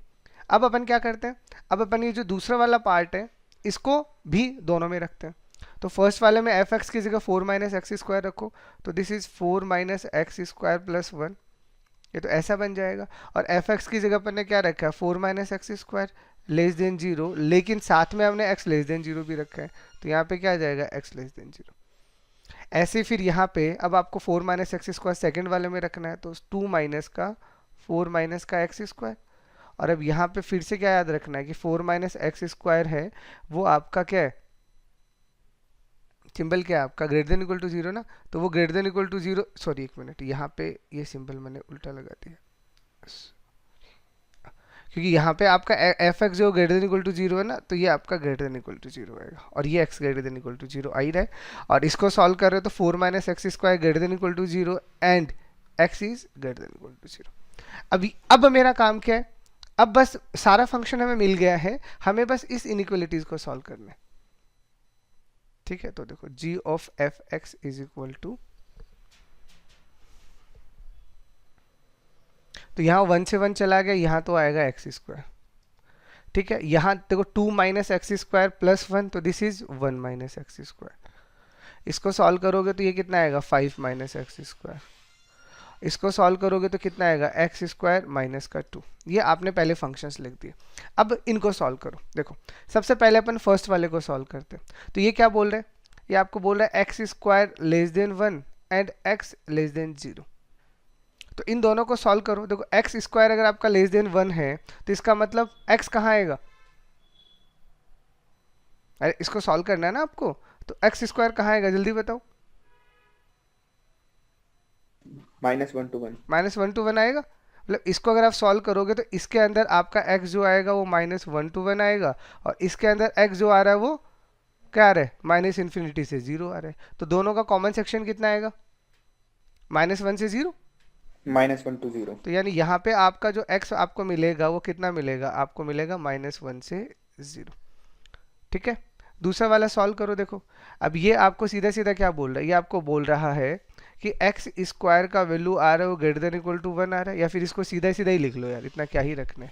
देखो x प्लस 1 और x minus 1 is greater than equal to 0, और ये आपका आ रहा है x greater than equal to 0। तो ये क्या बोल रहा है, तो -1 से छोटा या 1 से बड़ा, तो 1 से बड़ा और 0 से बड़ा, तो दोनों में कौन कॉमन आ रहा है। अरे इनको जब आप सॉल्व करोगे तो इनका इंटरसेक्शन क्या आएगा, बताओ, सॉल्व करो इसको।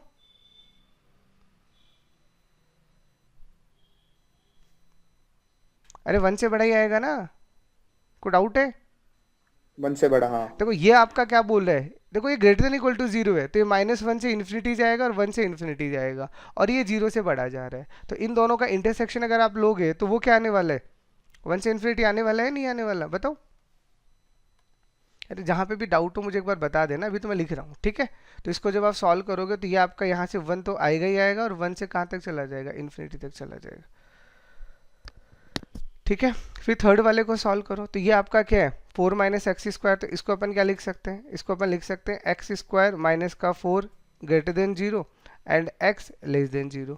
तो ये आपका क्या आ रहा है x प्लस 2 और x माइनस 2 ग्रेटर देन 0, और ये आपका बोल रहा है x लेस देन 0। तो फिर से ये क्या जा रहा है 2 से इन्फिनिटी और -2 से माइनस इन्फिनिटी और 0 से छोटा। इसका मतलब ये वाला सेक्शन दोनों में आ रहा है -2 टू इन्फिनिटी। इसका मतलब 2 to infinity। इसको अगर अपन सॉल्व करेंगे तो ये -2 माइनस इन्फिनिटी से, और ये कहाँ तक जा रहा है -2 तक जा रहा है। ठीक है, और लास्ट वाले को अगर आप सॉल्व करोगे तो ये अगेन क्या आ रहा है, ये x square minus 4 less than equal to 0 और x is greater than equal to 0। तो यहाँ पे ये आ रहा है -2 to 2 और ये आ रहा है ग्रेटर देन इक्वल टू 0। तो इसका मतलब ये कहाँ से कहाँ तक जा रहा है 0 से 2। तो इसका मतलब इसको अगर आप सॉल्व करोगे x को तो ये क्या आ रहा है आपका, ये आपका आ रहा है 0 से 2। तो इसको अब आप अरेंज करके देख लो। अब किस तरह से एक बार पूरा एक बार चेक कर लो, कहीं कोई गड़बड़ ना हो गई हो, बस दैट्स ऑल। मेरे अकॉर्डिंग तो कैलकुलेशन पूरा परफेक्ट है, फिर भी एक बार आप चेक कर लो।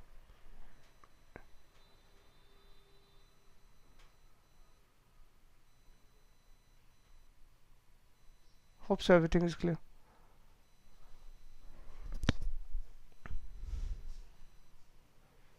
ठीक है,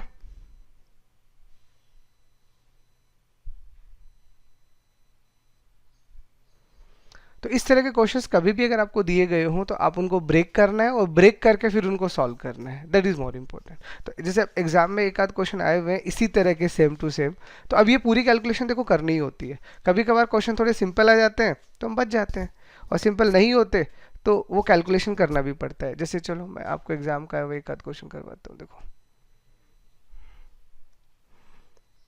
मान लो आपको क्वेश्चन दिया गया है, if f x equal to minus का 1 plus mod of x minus 1, जहाँ पे आपको दिया गया है कि x का वैल्यू जो आ रहा है वो आ रहा है -1 2 3, और जी एक्स आपको दिया गया है 2 minus mode of x plus 1, जहाँ पे x जो आ रहा है वो आपका आ रहा है -2 2 2। Then for x belonging to 0 to 1 f of g x is, ये आपका है। ठीक है, तो आपको f ऑफ g निकालना जरूर है, लेकिन f ऑफ g कौन सा वाला निकालना है, 0 से 1 वाला निकालना है। तो देखो क्वेश्चन को अगर वो थोड़ा और कॉम्प्लिकेटेड करेगा ना, तो वो मोड देगा ही देगा। क्यों? क्योंकि मोड को पीस वाइज आपको बनाना पड़ेगा। अरे जैसे ये मेरा एक एफ एक्स आपको दे दिया, तो कितना दिया, -1 plus mod of x minus का 3, तो इसके देने से थोड़ी कुछ होगा। अब मुझे इसको खुद पीस वाइज नहीं बनाना पड़ेगा, खुद इसे सिंप्लीफाई नहीं करना पड़ेगा। तो मोड ऑफ एक्स माइनस 1 को आप सिंप्लीफाई कैसे करोगे, इसको 0 कहाँ पे हो रहा है, 1 पे हो रहा है। अरे 1 पे 0 हो रहा है ना, इसका मतलब यहाँ से 1 से छोटा होगा और एक ही 1 से बड़ा होगा। तो 1 से अगर आप छोटा लोगे, अरे मोड को तो हटाना सिखा रखा है ना आपको, तो या तो x का वैल्यू आपका लेस देन 1 जाएगा या x का value greater than equal to 1 जाएगा। अभी मैं इसकी बात नहीं कर रहा, इसके अकॉर्डिंग मैं इसको एडजस्ट कर दूंगा। तो अगर x का वैल्यू लेस देन 1 आएगा तो बाहर माइनस आएगा, तो दिस इज -1, और यहाँ माइनस आएगा तो दिस इज x माइनस 1, तो this is -1 minus x plus 1, यानी दिस इज -x। ठीक है, और अगर ये प्लस आएगा तो this is -1 plus x minus 1, तो दिस इज x माइनस 2। तो आपने क्या किया, इस फंक्शन से पहले मोड को हटा के इसे पीस वाइज बना लिया, क्योंकि अब इसने आपको खुद बोला है। लेकिन अब ये 1 से छोटा तो इन्फिनिटी तक जा सकता है, लेकिन इसने क्या बोला है, इसने इस रेंज को फिक्स कर रखा है, मतलब इसी रेंज की बात कर रहा है, तो हम ठीक है यही कर देंगे। तो 1 से छोटा कहाँ तक, -1 तक, क्योंकि ये -1 तक ही ले जा रहा है, और 1 से बड़ा कहाँ तक, 3 तक। अरे हमने इसे सॉल्व तो कर लिया, लेकिन अब हमें सॉल्व भी तो करना पड़ेगा। तो 1 से बड़ा लेकिन कहाँ तक, 3 तक, क्योंकि हम नहीं बोल रहे, हमने हमारे अकॉर्डिंग तो इसे सॉल्व कर लिया, लेकिन ये बोल रहा है ये मोड वाला फंक्शन बस इसी रेंज में सॉल्व करना है, तो हमने इस रेंज के अकॉर्डिंग इसे सिंप्लीफाई कर दिया। अब अपन जी एक्स के पास जाएंगे, तो जी एक्स कितना है, 2 माइनस मोड में एक्स प्लस 1।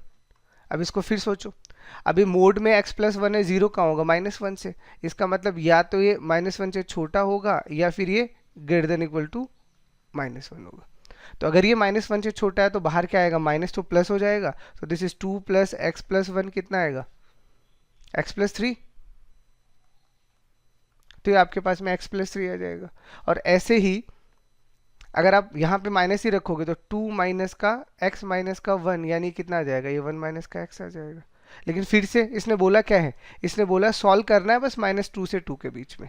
इसका मतलब ये -1 से छोटा तो है, बट कितना, -2 तक, और ये -1 से बड़ा है बट कितना, 2 तक। तो इसका मतलब ये -1 से बड़ा तो है, लेकिन कहाँ तक, 2 तक। ये लो, तो हमने क्या किया, पहले इन फंक्शंस को सिंप्लीफाई करके ऐसा बना लिया। अब देखो सबसे इंपॉर्टेंट चीज़ क्या है, अगर आप कंपोजिशन निकाल रहे हो और आपको एक पर्टिकुलर रेंज में ही निकालना है, तो अब मैं इसका शॉर्टकट बता देता हूँ, क्योंकि अब हमें सारे कंपोजिशन निकालने की नीड नहीं है, बेवजह टाइम वेस्ट क्यों करें। अब x का वैल्यू इसने दे रखा है ना 0 से 1, और फिर f ऑफ g पूछा है, तो हम क्या करते हैं, इस वाले फंक्शन में से और इस वाले फंक्शन में से वही ब्रांच निकाल लेते हैं ना जो 0 से 1 को सेटिस्फाई कर रहे हैं। ठीक है, तो यहां से 0 से 1 में सेटिस्फाई कौन करेगा, ये वाला। अरे 0 से 1 अगर करूंगा तो यही तो है ऊपर वाला, तो यानी मैं अगर एफ एक्स से 0 से 1 लूंगा तो वो कितना है, वो -x है। ठीक है, और ऐसे ही मैं gx की बात करता हूं, तो gx को भी मुझे 0 से 1 सॉल्व करना है, तो यहाँ 0 से 1 को अगर मैं सॉल्व करूंगा तो वो कौन है, वो 1 -x है। अरे बताओ कोई डाउट है क्या, क्योंकि देखो फिर से आप f ऑफ g करोगे यहाँ पे, तो आपको वो सारी पॉसिबिलिटीज निकालनी पड़ेंगी, बट वो क्यों निकालने, उसने कौन सा ही हमें पूरा f ऑफ g पूछा है, उसने बोला है f ऑफ g का वैल्यू तब बताना है जब x का वैल्यू 0 से 1 हो। तो हमने यहाँ से 0 से 1 से ये फंक्शन ले लिया, यहाँ से 0 से 1 में ये फंक्शन ले लिया, तो इसका मतलब अब क्या हो गया, अरे इसका मतलब ये हो गया इन दोनों फंक्शंस के डोमेन सेम हो गए। तो इसका मतलब अब अगर आप f ऑफ जी एक्स निकालोगे तो वो तो अब हमारा सिंपल फंक्शन ही हो जाएगा, f ऑफ जी एक्स। तो यानी f, और f में जी एक्स की जगह क्या रखना है आपको, x की जगह क्या रखना है, 1 minus, this is minus of 1 minus x which is x minus one, that is your answer. तो ये एग्जाम में आया हुआ था, it's a very simple problem, but क्या होता है थोड़ा सा सोच के करते हैं तो चीज़ें ज़्यादा अच्छी होती है। तो कर लोगे अब तो, और क्वेश्चन करवाने की नीड है या सफिशिएंट है इतना? तो यार क्या ही करोगे और इसमें अब दो क्वेश्चंस मैंने इस तरह के आपको करवा दिए। अगर पीस वाइज फंक्शन आते हैं तो आपको ये पूरा रूल लगा के सॉल्व करना पड़ेगा, और पर्टिकुलर ब्रांच में पूछता है तो फिर हम क्या ही पूरे के चक्कर में पड़े। तो उतना ही कर लेते हैं जितना हमारी रिक्वायरमेंट है। ठीक है, बताऊं यहाँ तक को डाउट? तो अब आपके पास आता है इनवर्स ऑफ ए फंक्शन।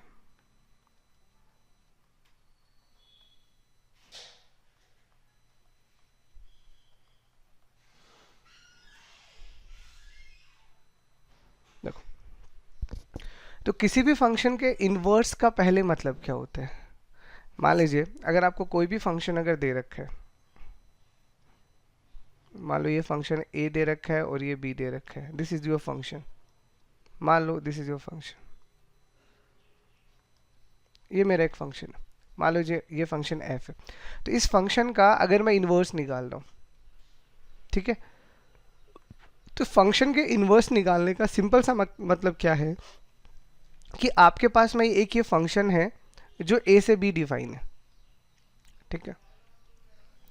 तो अगर ये फंक्शन ए से बी डिफाइन है, इसका मतलब ए इसका इनपुट होगा और बी इसका आउटपुट होगा, इतना श्योर है, ठीक।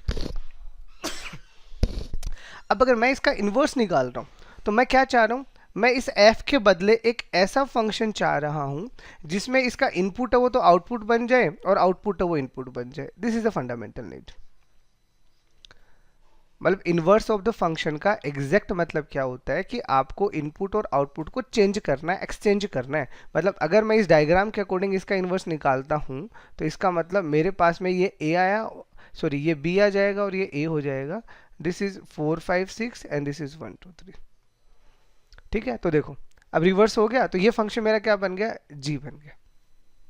तो किसी भी फंक्शन के इनवर्स का मतलब क्या होता है, आपको एक ऐसा फंक्शन, एक फंक्शन के बदले एक दूसरा फंक्शन निकालना है जो उसके रिवर्ट काम करे। But it is not compulsory for each and every function. जरूरी नहीं है हर एक फंक्शन का इनवर्स निकले। क्यों? जैसे ये तो मैंने आपके सामने एक सिनेरियो रखा, मान लो आपके सामने एक ये फंक्शन दे रखा है,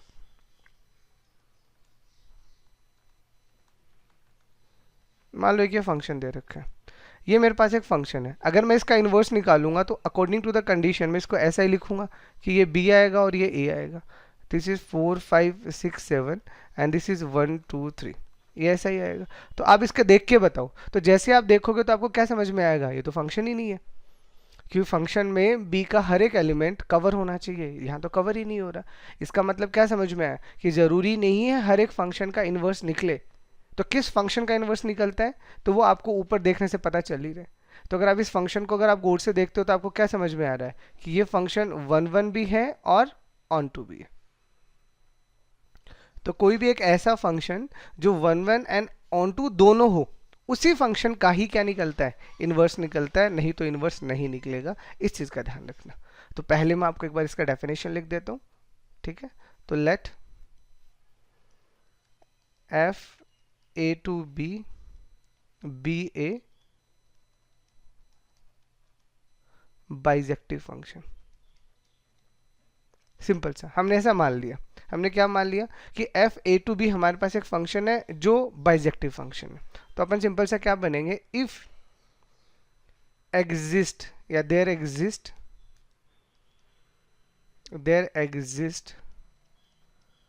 ए यूनिक फंक्शन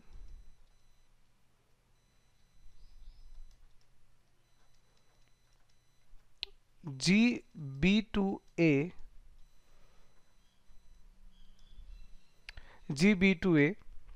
where for, या फिर एक मिनट रुकिएगा, इसका डेफिनेशन में थोड़ा और प्रॉपर बना देता हूँ, वेट, इससे ज़्यादा अच्छा इसका अपन एक प्रॉपर डेफिनेशन बना देते हैं कि let y equal to f x B a function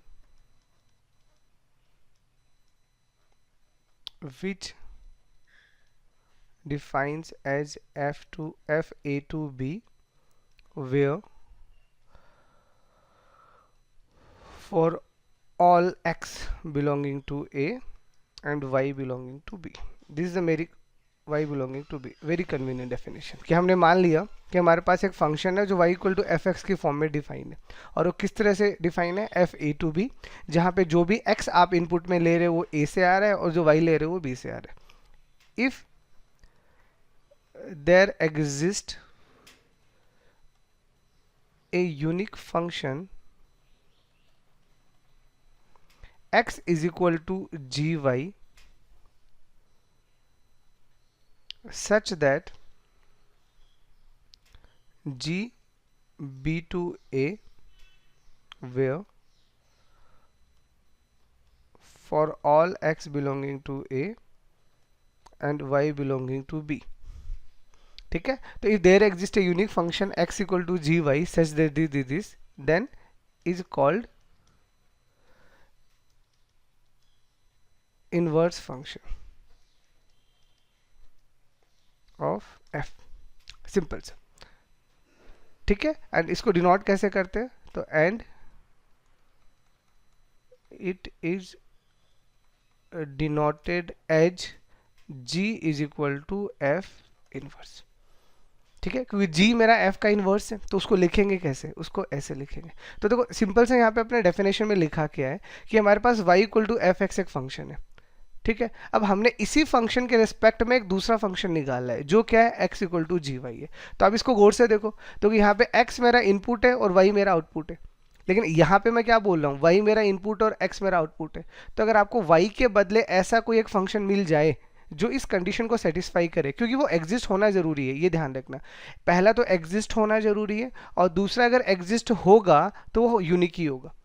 एक फंक्शन के कभी भी एक से ज्यादा इनवर्स नहीं होते, ये ध्यान रखना. ठीक है, तो let y equal to f x B A, ये वर्ड आप लिख दीजिएगा, bijective function. This is a simple definition. मतलब कभी भी अगर आपको इनवर्स निकालना है तो यही तो है. देखो यहाँ पे मैंने इसको क्या बोला, अगर मेरा function y equal to f x बोल रहा हूँ तो ये मेरा क्या है, ये मेरा x equal to g y है. अरे रिवर्ट ही तो है. रिवर्ट का मतलब क्या हुआ, इस फंक्शन में अगर मैं 1 रख रहा हूँ इनपुट में तो 4 नहीं आ रहा, बट इस फंक्शन में मैं क्या बोल रहा हूँ कि इस फंक्शन में मैं 4 इनपुट रख रहा हूँ तो 1 आ रहा है. तो देखो दोनों को चेक करो गौर से, दोनों क्या हुए, एक दूसरे के इन्वर्स हुए. तो इन्वर्स का मतलब क्या हुआ, डोमेन और रेंज एक दूसरे की रिवर्ट हो जाएगी. बस इतना आपको ध्यान रखना है जब भी आप क्या निकाल रहे हो, किसी फंक्शन का इन्वर्स निकाल रहे हो. ठीक है, अब इससे रिलेटेड भी जो भी खास बातें हैं वो आप देख लीजिए. देखो तो मैंने तो इस डेफिनेशन में भी लिख दिया, फिर भी आप ध्यान रखना कि if function is bisective then inverse exists and function is called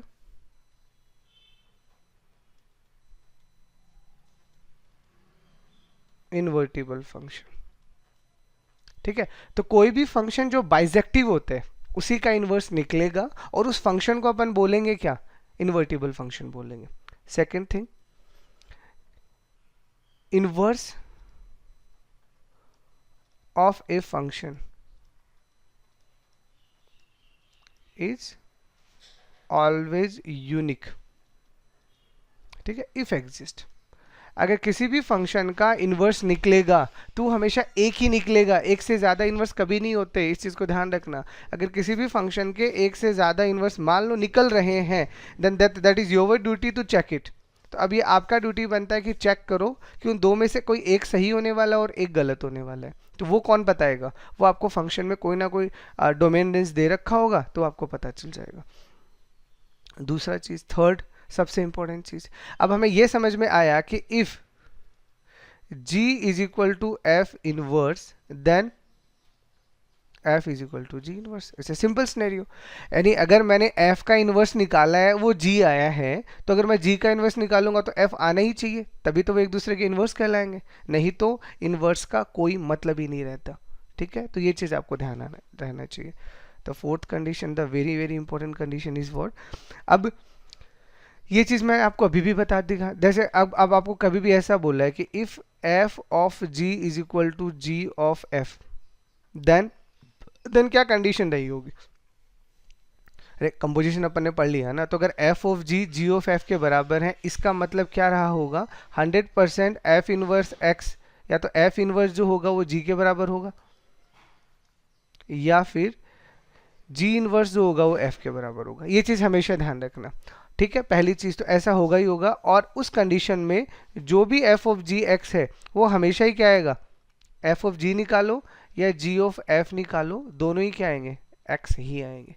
ये हमेशा ध्यान रखना, और यही तो मैंने अभी आपको सिखाई है।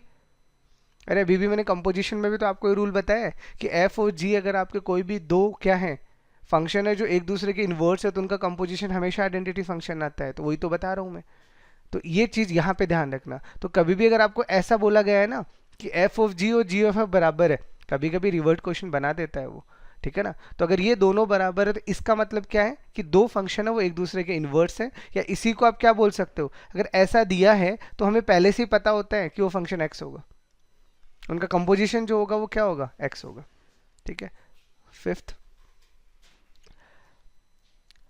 अब आपके पास में ऐसा है कि आपको एफ और जी से आपने कंपोजिशन निकाल लिया फॉर एग्जांपल, तो अगर आपने जी ऑफ एफ निकाल लिया जो एग्जिस्ट करता है, तो जी ऑफ एफ का अगर आप इन्वर्स निकालोगे तो ये हमेशा रिवर्ट आता है।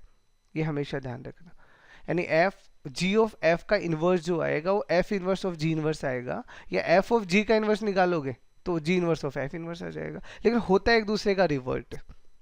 इस चीज का आप ध्यान रखना, ठीक है? एंड द लास्ट पॉइंट एक और याद रखिएगा, the graphs of y equal to fx and y is equal to f inverse x are symmetrical about y equal to x, ठीक है ना? तो जो भी आप ग्राफ बनाओगे एक फंक्शन का, अगर आप इन्वर्स निकालोगे तो उनके अगर आप ग्राफ बनाओगे ना, तो वो हमेशा y equal to x line के हमेशा सिमेट्रिक होंगे। इस चीज का आपको हमेशा ध्यान रखना, ठीक है? अब इन्वर्स निकालने का ऐसा तो कोई रूल्स नहीं है, फिर भी चलो मैं थोड़ा नॉलेज के लिए आपको बता देता हूँ, या रूल्स तो क्या, स्टेप्स बोल दीजिए आप। तो अगर आपको कभी भी इन्वर्स निकालना है तो इन्वर्स निकालने की जो फंडामेंटल स्टेप्स होती है वो क्या होगी? सबसे पहला अपन क्या करेंगे? चेक करेंगे given function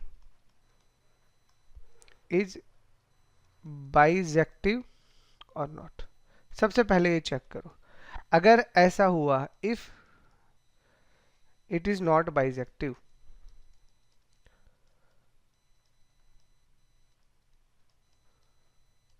then inverse is not exist, ठीक है? ये यहीं पे किस्सा खत्म। नहीं तो क्या बोलेंगे? इफ बाइजेक्टिव, अगर जो भी फंक्शन मुझे दे रखा है अगर वो बाइजेक्टिव है, तो उस कंडीशन पे सिंपल से अपन क्या लिखेंगे? तो हम जो स्टेप फॉलो करेंगे वो सिंपल से स्टेप है। पहला स्टेप हम क्या बोलेंगे? जो भी हमें फंक्शन दे रखा है वो y equal to f x ले लूँ, ठीक है? ये आपको पहला काम करना है। फिर दूसरा आपको क्या करना है? Obtain relation as x is equal to g y. तो जो भी आपको y equal to f x दे रखा है उसको x equal to g y में ऑब्टेन कर लो, और फाइनली क्या कर दो? रिप्लेस कर दो g बाई एफ इनवर्स। बस इतना लिख दो, बस F inverse, that is your steps. ये तीन स्टेप में आपका काम हो जाएगा कि कभी भी अगर आपको चेक करना है तो उसको चेक करने के कॉरेस्पॉन्डिंगली इतना आपका काम आपको करना ही करना पड़ेगा। तो कभी भी अगर आपको चेक करना है तो अब ये बाइजेक्टिव वाला काम आपका है, ये मैं आपके लिए छोड़ देता हूँ। अब किसी भी फंक्शन को अगर आपको चेक करना होगा, ये हमेशा ध्यान रखना, ऐसे इन्वर्स मजाक में नहीं निकलता। इन्वर्स अगर आपको निकालना है तो पहले आपको चेक करना पड़ेगा वो बाइजेक्टिव है या नहीं है, तो फिर आप उसका इन्वर्स निकालने की सोच सकते हो, ठीक है? तो चलो एक आध कुछ क्वेश्चन कर लेते हैं। जैसे लो एग्जाम क्या भी अगर अपन देखते हैं तो पहला क्वेश्चन आपको दिया गया है कि if function f R to R is defined as f x is equal to ln x plus root one plus x square, ठीक है, देन फाइंड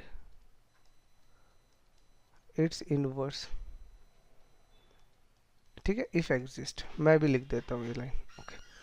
तो देखो सबसे पहला काम, ये अब आपका काम है इसे चेक करना कि पहला आप क्या करोगे, ये फंक्शन बाइजेक्टिव है या नहीं है। तो ये बिल्कुल बाइजेक्टिव है, कहीं कोई दिक्कत नहीं है, आप इसे चेक कर लीजिएगा, 1 1 भी है और ये ऑन टू भी है, ठीक है। तो ये फंक्शन मेरा बाइजेक्टिव होता है। अब मुझे इसका इन्वर्स निकालना है, वो कैसे निकालेंगे, तो हमने सिंपल से क्या बोला कि जो भी आपको फंक्शन दे रखा है पहले उसे y equal to f x में सपोज कर लो। तो क्या आएगा, y is equal to ln x plus root one plus x square. अब जो y इक्वल टू में आपको दिया गया है, देखो अब मेरा सेकंड स्टेप क्या है, जो भी y इक्वल टू में आपने ऑब्टेन किया है उसे x इक्वल टू में आपको बनाना है। तो उसे x इक्वल टू में कैसे बनाओगे, तो ये log है, इसका आप एंटी लॉग ले लो, तो मैं इसको ऐसे लिख सकता हूँ e raise to power y is equal to x plus root one plus x square. बताओ इसमें किसी को कोई डाउट। और इसको अपन ऐसे लिख सकते हैं e raise to power y minus का x is equal to root में वन प्लस एक्स स्क्वायर। तो इसको अपन लिखेंगे तो ये क्या बन जाएगा, e raise to power y minus x का whole square is equal to one plus x square, ठीक है। अब इसको सॉल्व करो, देखो कितना आएगा, e raise to power y का होल स्क्वायर प्लस का एक्स स्क्वायर माइनस का 2x e raise to power y is equal to one plus x square. तो आपका क्या हुआ, एक्स स्क्वायर से एक्स स्क्वायर कैंसिल आउट हो जाएगा, ये लो, ठीक है। अब इसको सॉल्व करोगे तो देखो क्या बचा, इसको मैं ऐसे लिख सकता हूँ 2x e raise to power y, ये मान लो इधर बचेगा, ठीक है। और ये कितना आएगा मेरे पास में, ई रेस टू पावर वाई का होल स्क्वायर और माइनस का वन। तो यानी यहाँ से मैं x की वैल्यू निकालूंगा तो कितना आएगा, e raise to power y का होल स्क्वायर माइनस का one upon two e raise to power y. तो यही तो करना था। अरे जो भी मेरा function y equal to f x में है उसको x equal to g y में कन्वर्ट करना है। तो इसको गौर से देखो, तो पूरा का पूरा x आपका लेफ्ट हैंड साइड में आ गया और बच्चा कुछ राइट हैंड साइड आपका क्या बन गया, फंक्शन बन गया। तो इसका मतलब यही क्या है, यही मेरा एफ इनवर्स x है। तो इसी को अगर आपको लिखना है तो अब इसी को आप क्या लिखोगे, इसको एफ इनवर्स x लिख दो और जहाँ जहाँ x है y है वहाँ x रख दो। तो this is e raise to power 2x minus one upon two e raise to power x। या तो इसको ऐसा लिख दो या इसी को अगर आप सॉल्व करके लिखोगे तो ये फंक्शन कैसा बनेगा, ये फंक्शन आपके पास में ऐसा बन जाएगा, दिस इज योर फंक्शन, ठीक है। तो कभी भी अगर आपको इन्वर्स निकालना है तो आपको इतना तो देखो ध्यान रखना ही रखना पड़ेगा। तो और करते हैं,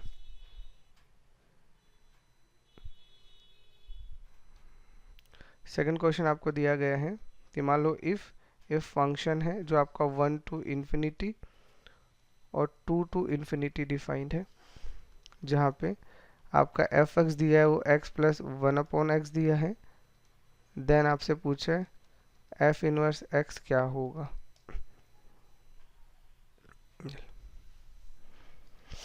तो इसमें भी सबसे पहले आप चेक कर लीजिएगा ये बाइजेक्टिव है, बिल्कुल है, दिखते ही लग रहे हैं। अब इसे और चेक कर लीजिएगा, अलजेब्रिक फंक्शन जो होते हैं उसमें मेरे को कोई डाउट नहीं है, आप खुद भी देख लीजिएगा ये बाइजेक्टिव है।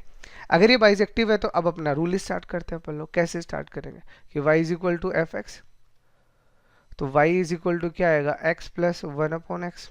तो इसको सॉल्व करेंगे तो देखो ये क्या आएगा, इसको सॉल्व करेंगे तो ये आएगा x y is equal to x square plus one, या फिर इसको अपन लिख सकते हैं एक्स स्क्वायर माइनस का एक्स वाई प्लस का one is equal to zero, ठीक है। तो नॉर्मली अब देखो यहाँ तक तो आप पहुँच जाओगे। अब मुझे क्या करना है, पहले मेरी नीड पता होनी चाहिए, मुझे जो y इक्वल टू में दे रखा है उसे x इक्वल टू में बनाना है। तो इसे x इक्वल टू में कैसे बनाए, अरे क्वाड्रेटिक इक्वेशन है, सॉल्व कर लो, रूट निकाल लो। तो क्वाड्रेटिक इक्वेशन का रूट निकालोगे तो x इक्वल टू कितना आएगा, माइनस का b प्लस माइनस का रूट बी स्क्वायर माइनस का 4ac अपॉन 2a, ठीक है। तो इसको सॉल्व करके लिखोगे तो कितना आने वाला है, x is equal to y plus minus का root y square minus 4 upon 2, ठीक है। अब दिक्कत क्या आ गई बताओ, अरे यहाँ दो फंक्शन आ गए। एक फंक्शन, अब जब इसको आप देखोगे ना, जैसे अगर इसी आप एफ इनवर्स एक्स की तरह ट्रीट करोगे तो इस एफ इनवर्स एक्स में अब आपके पास में दो पॉसिबिलिटी आ गई, एक्स प्लस रूट में एक्स स्क्वायर माइनस का 4 अपॉन 2 और x माइनस का रूट में एक्स स्क्वायर माइनस का 4/2। तो दो कभी हो नहीं सकते। अभी तो मैंने बोला कि किसी भी फंक्शन का जब आप इन्वर्स निकालते हो ना, इन्वर्स हमेशा यूनिक होते हैं। तो कौन सा सही है कौन सा गलत है, तो वो हमें कौन बताएगा, वो हमें फंक्शन खुद बताएगा। तो हम यहाँ से आते हैं, तो यहाँ से आते हैं तो ये मेरा डोमेन बन जाएगा और ये मेरा रेंज बन जाएगा, क्योंकि मैं इन्वर्स निकाल चुका हूँ। ठीक है। और अगर ये रेंज बनेगा, ये रेंज बनेगा, ये वाला पार्ट, तो इस रेंज में सारी वैल्यू क्या है, पॉजिटिव है, नेगेटिव तो है ही नहीं। इसका मतलब क्या समझे कि यहाँ से अब आपके पास अगर कोई नेगेटिव आ रही है वो वैल्यू एग्जिस्ट ही नहीं करेगी। तो इससे आप सोचो नेगेटिव कौन आएगा। अरे इसको अगर आप थोड़ा सा भी सोचोगे दिमाग से तो आपको ये चीज़ समझ में आ जाएगी कि नेगेटिव कौन आएगा। तो नेगेटिव यही तो आएगा, क्योंकि यहाँ माइनस लिखा हुआ, ये तो कभी नेगेटिव नहीं होने वाला, ये तो हमेशा ही पॉजिटिव देने वाला है। ठीक है। तो नेगेटिव वाला पोर्शन आपका कैंसिल आउट हो जाएगा, तो आपका फाइनली यहाँ पे जो एफ इनवर्स एक्स जो आएगा वो क्या आएगा, वो आपके पास आएगा x plus root of x square minus का 4/2। This is your final answer. ठीक है। तो इन्वर्स में क्या होता है, इतना कोई दिक्कत नहीं आता। अगर आपको सिंपल चीज़ें आती हैं तो आपको कहीं दिक्कत ही नहीं आएंगी। ठीक है। एक क्वेश्चन में चलो दोनों का कंपोजिशन का इन्वर्स का और करवा देता हूँ। मान लो आपको क्वेश्चन दिया गया है कि if f x is equal to sine x plus cos x, g x is equal to आपको दिया है x square -1, then g of f(x) is invertible in domain। ये आपका क्वेश्चन। ठीक है। तो आपको f(x) और g(x) दो फंक्शन दिए हैं और आपको बोला है कि जो g of f(x) इसका इन्वर्स एग्जिस्ट करेगा। तो इसका इन्वर्स एग्जिस्ट अगर करेगा तो किस डोमेन में करेगा, दैट इज इंपॉर्टेंट। ठीक है। तो सबसे पहले अपन क्या सोचे, सबसे पहले तो अपन g of f(x) को सोचे, बाकी चीज़ बाद में सोचेंगे। तो अगर हमें g of f(x) निकालना है तो पहले ये निकाल लें। तो g of f(x) कितना दे रखा है, sine x plus cos x. तो इसको अपन क्या लिखेंगे, sine x plus cos x का होल स्क्वायर माइनस का 1। तो इसको सॉल्व करो, देखो क्या आएगा, sine square plus cos square x. ठीक है। और प्लस का 2 कॉस एक्स साइन एक्स, तो 1 से 1 चला गया। तो इसी को अगर आप पूरा लिखोगे तो कितना बचेगा, साइन 2x बचेगा। अरे sine square x plus cos square x तो 1 हो जाएगा, यस जो 1 से कट सर। जाएगा, और sine x cos x sine 2x हो जाएगा। तो अब मुझे साइन 2x पता चल गया, मतलब मेरा g ऑफ एफ एक्स जो आएगा वो आएगा साइन 2x। अब मुझे क्या पूछे कि ये मेरा जो फंक्शन है ये इसका इन्वर्स एग्जिस्ट कर रहा है, तो किस डोमेन में करेगा। तो ये तो अपने पास ट्रिग्नोमेट्रिक फंक्शन है और इसका इन्वर्स मतलब साइन का इन्वर्स मतलब साइन इन्वर्स। तो ये चीज़ अपन पहले ही डिस्कस कर चुके हैं कि अगर मैं इसका इन्वर्स एग्जिस्ट करवाऊंगा तो वो तभी पॉसिबल है जब साइन 2x का वैल्यू मैं कहाँ से कहाँ तक रखूं।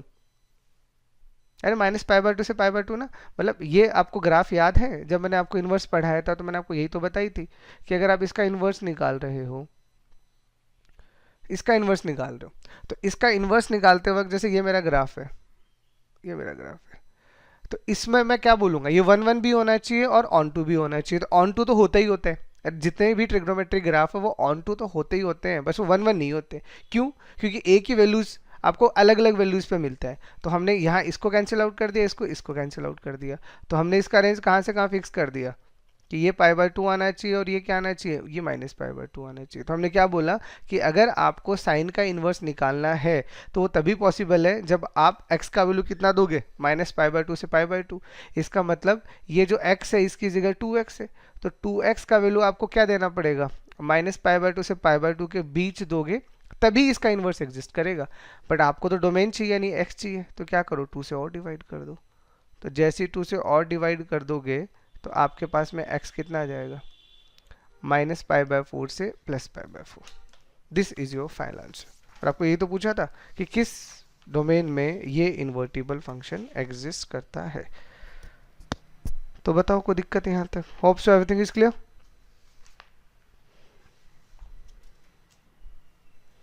अरे यहाँ तक ठीक है ना? Yes, और sir. बाकी तो क्या देखो यार, प्रैक्टिस है, जितना ज़्यादा प्रैक्टिस करोगे आपको उतना बेटर फायदा यहाँ पे होने वाला है। ठीक है, चलो एक क्वेश्चन और करवा देता हूँ। चलो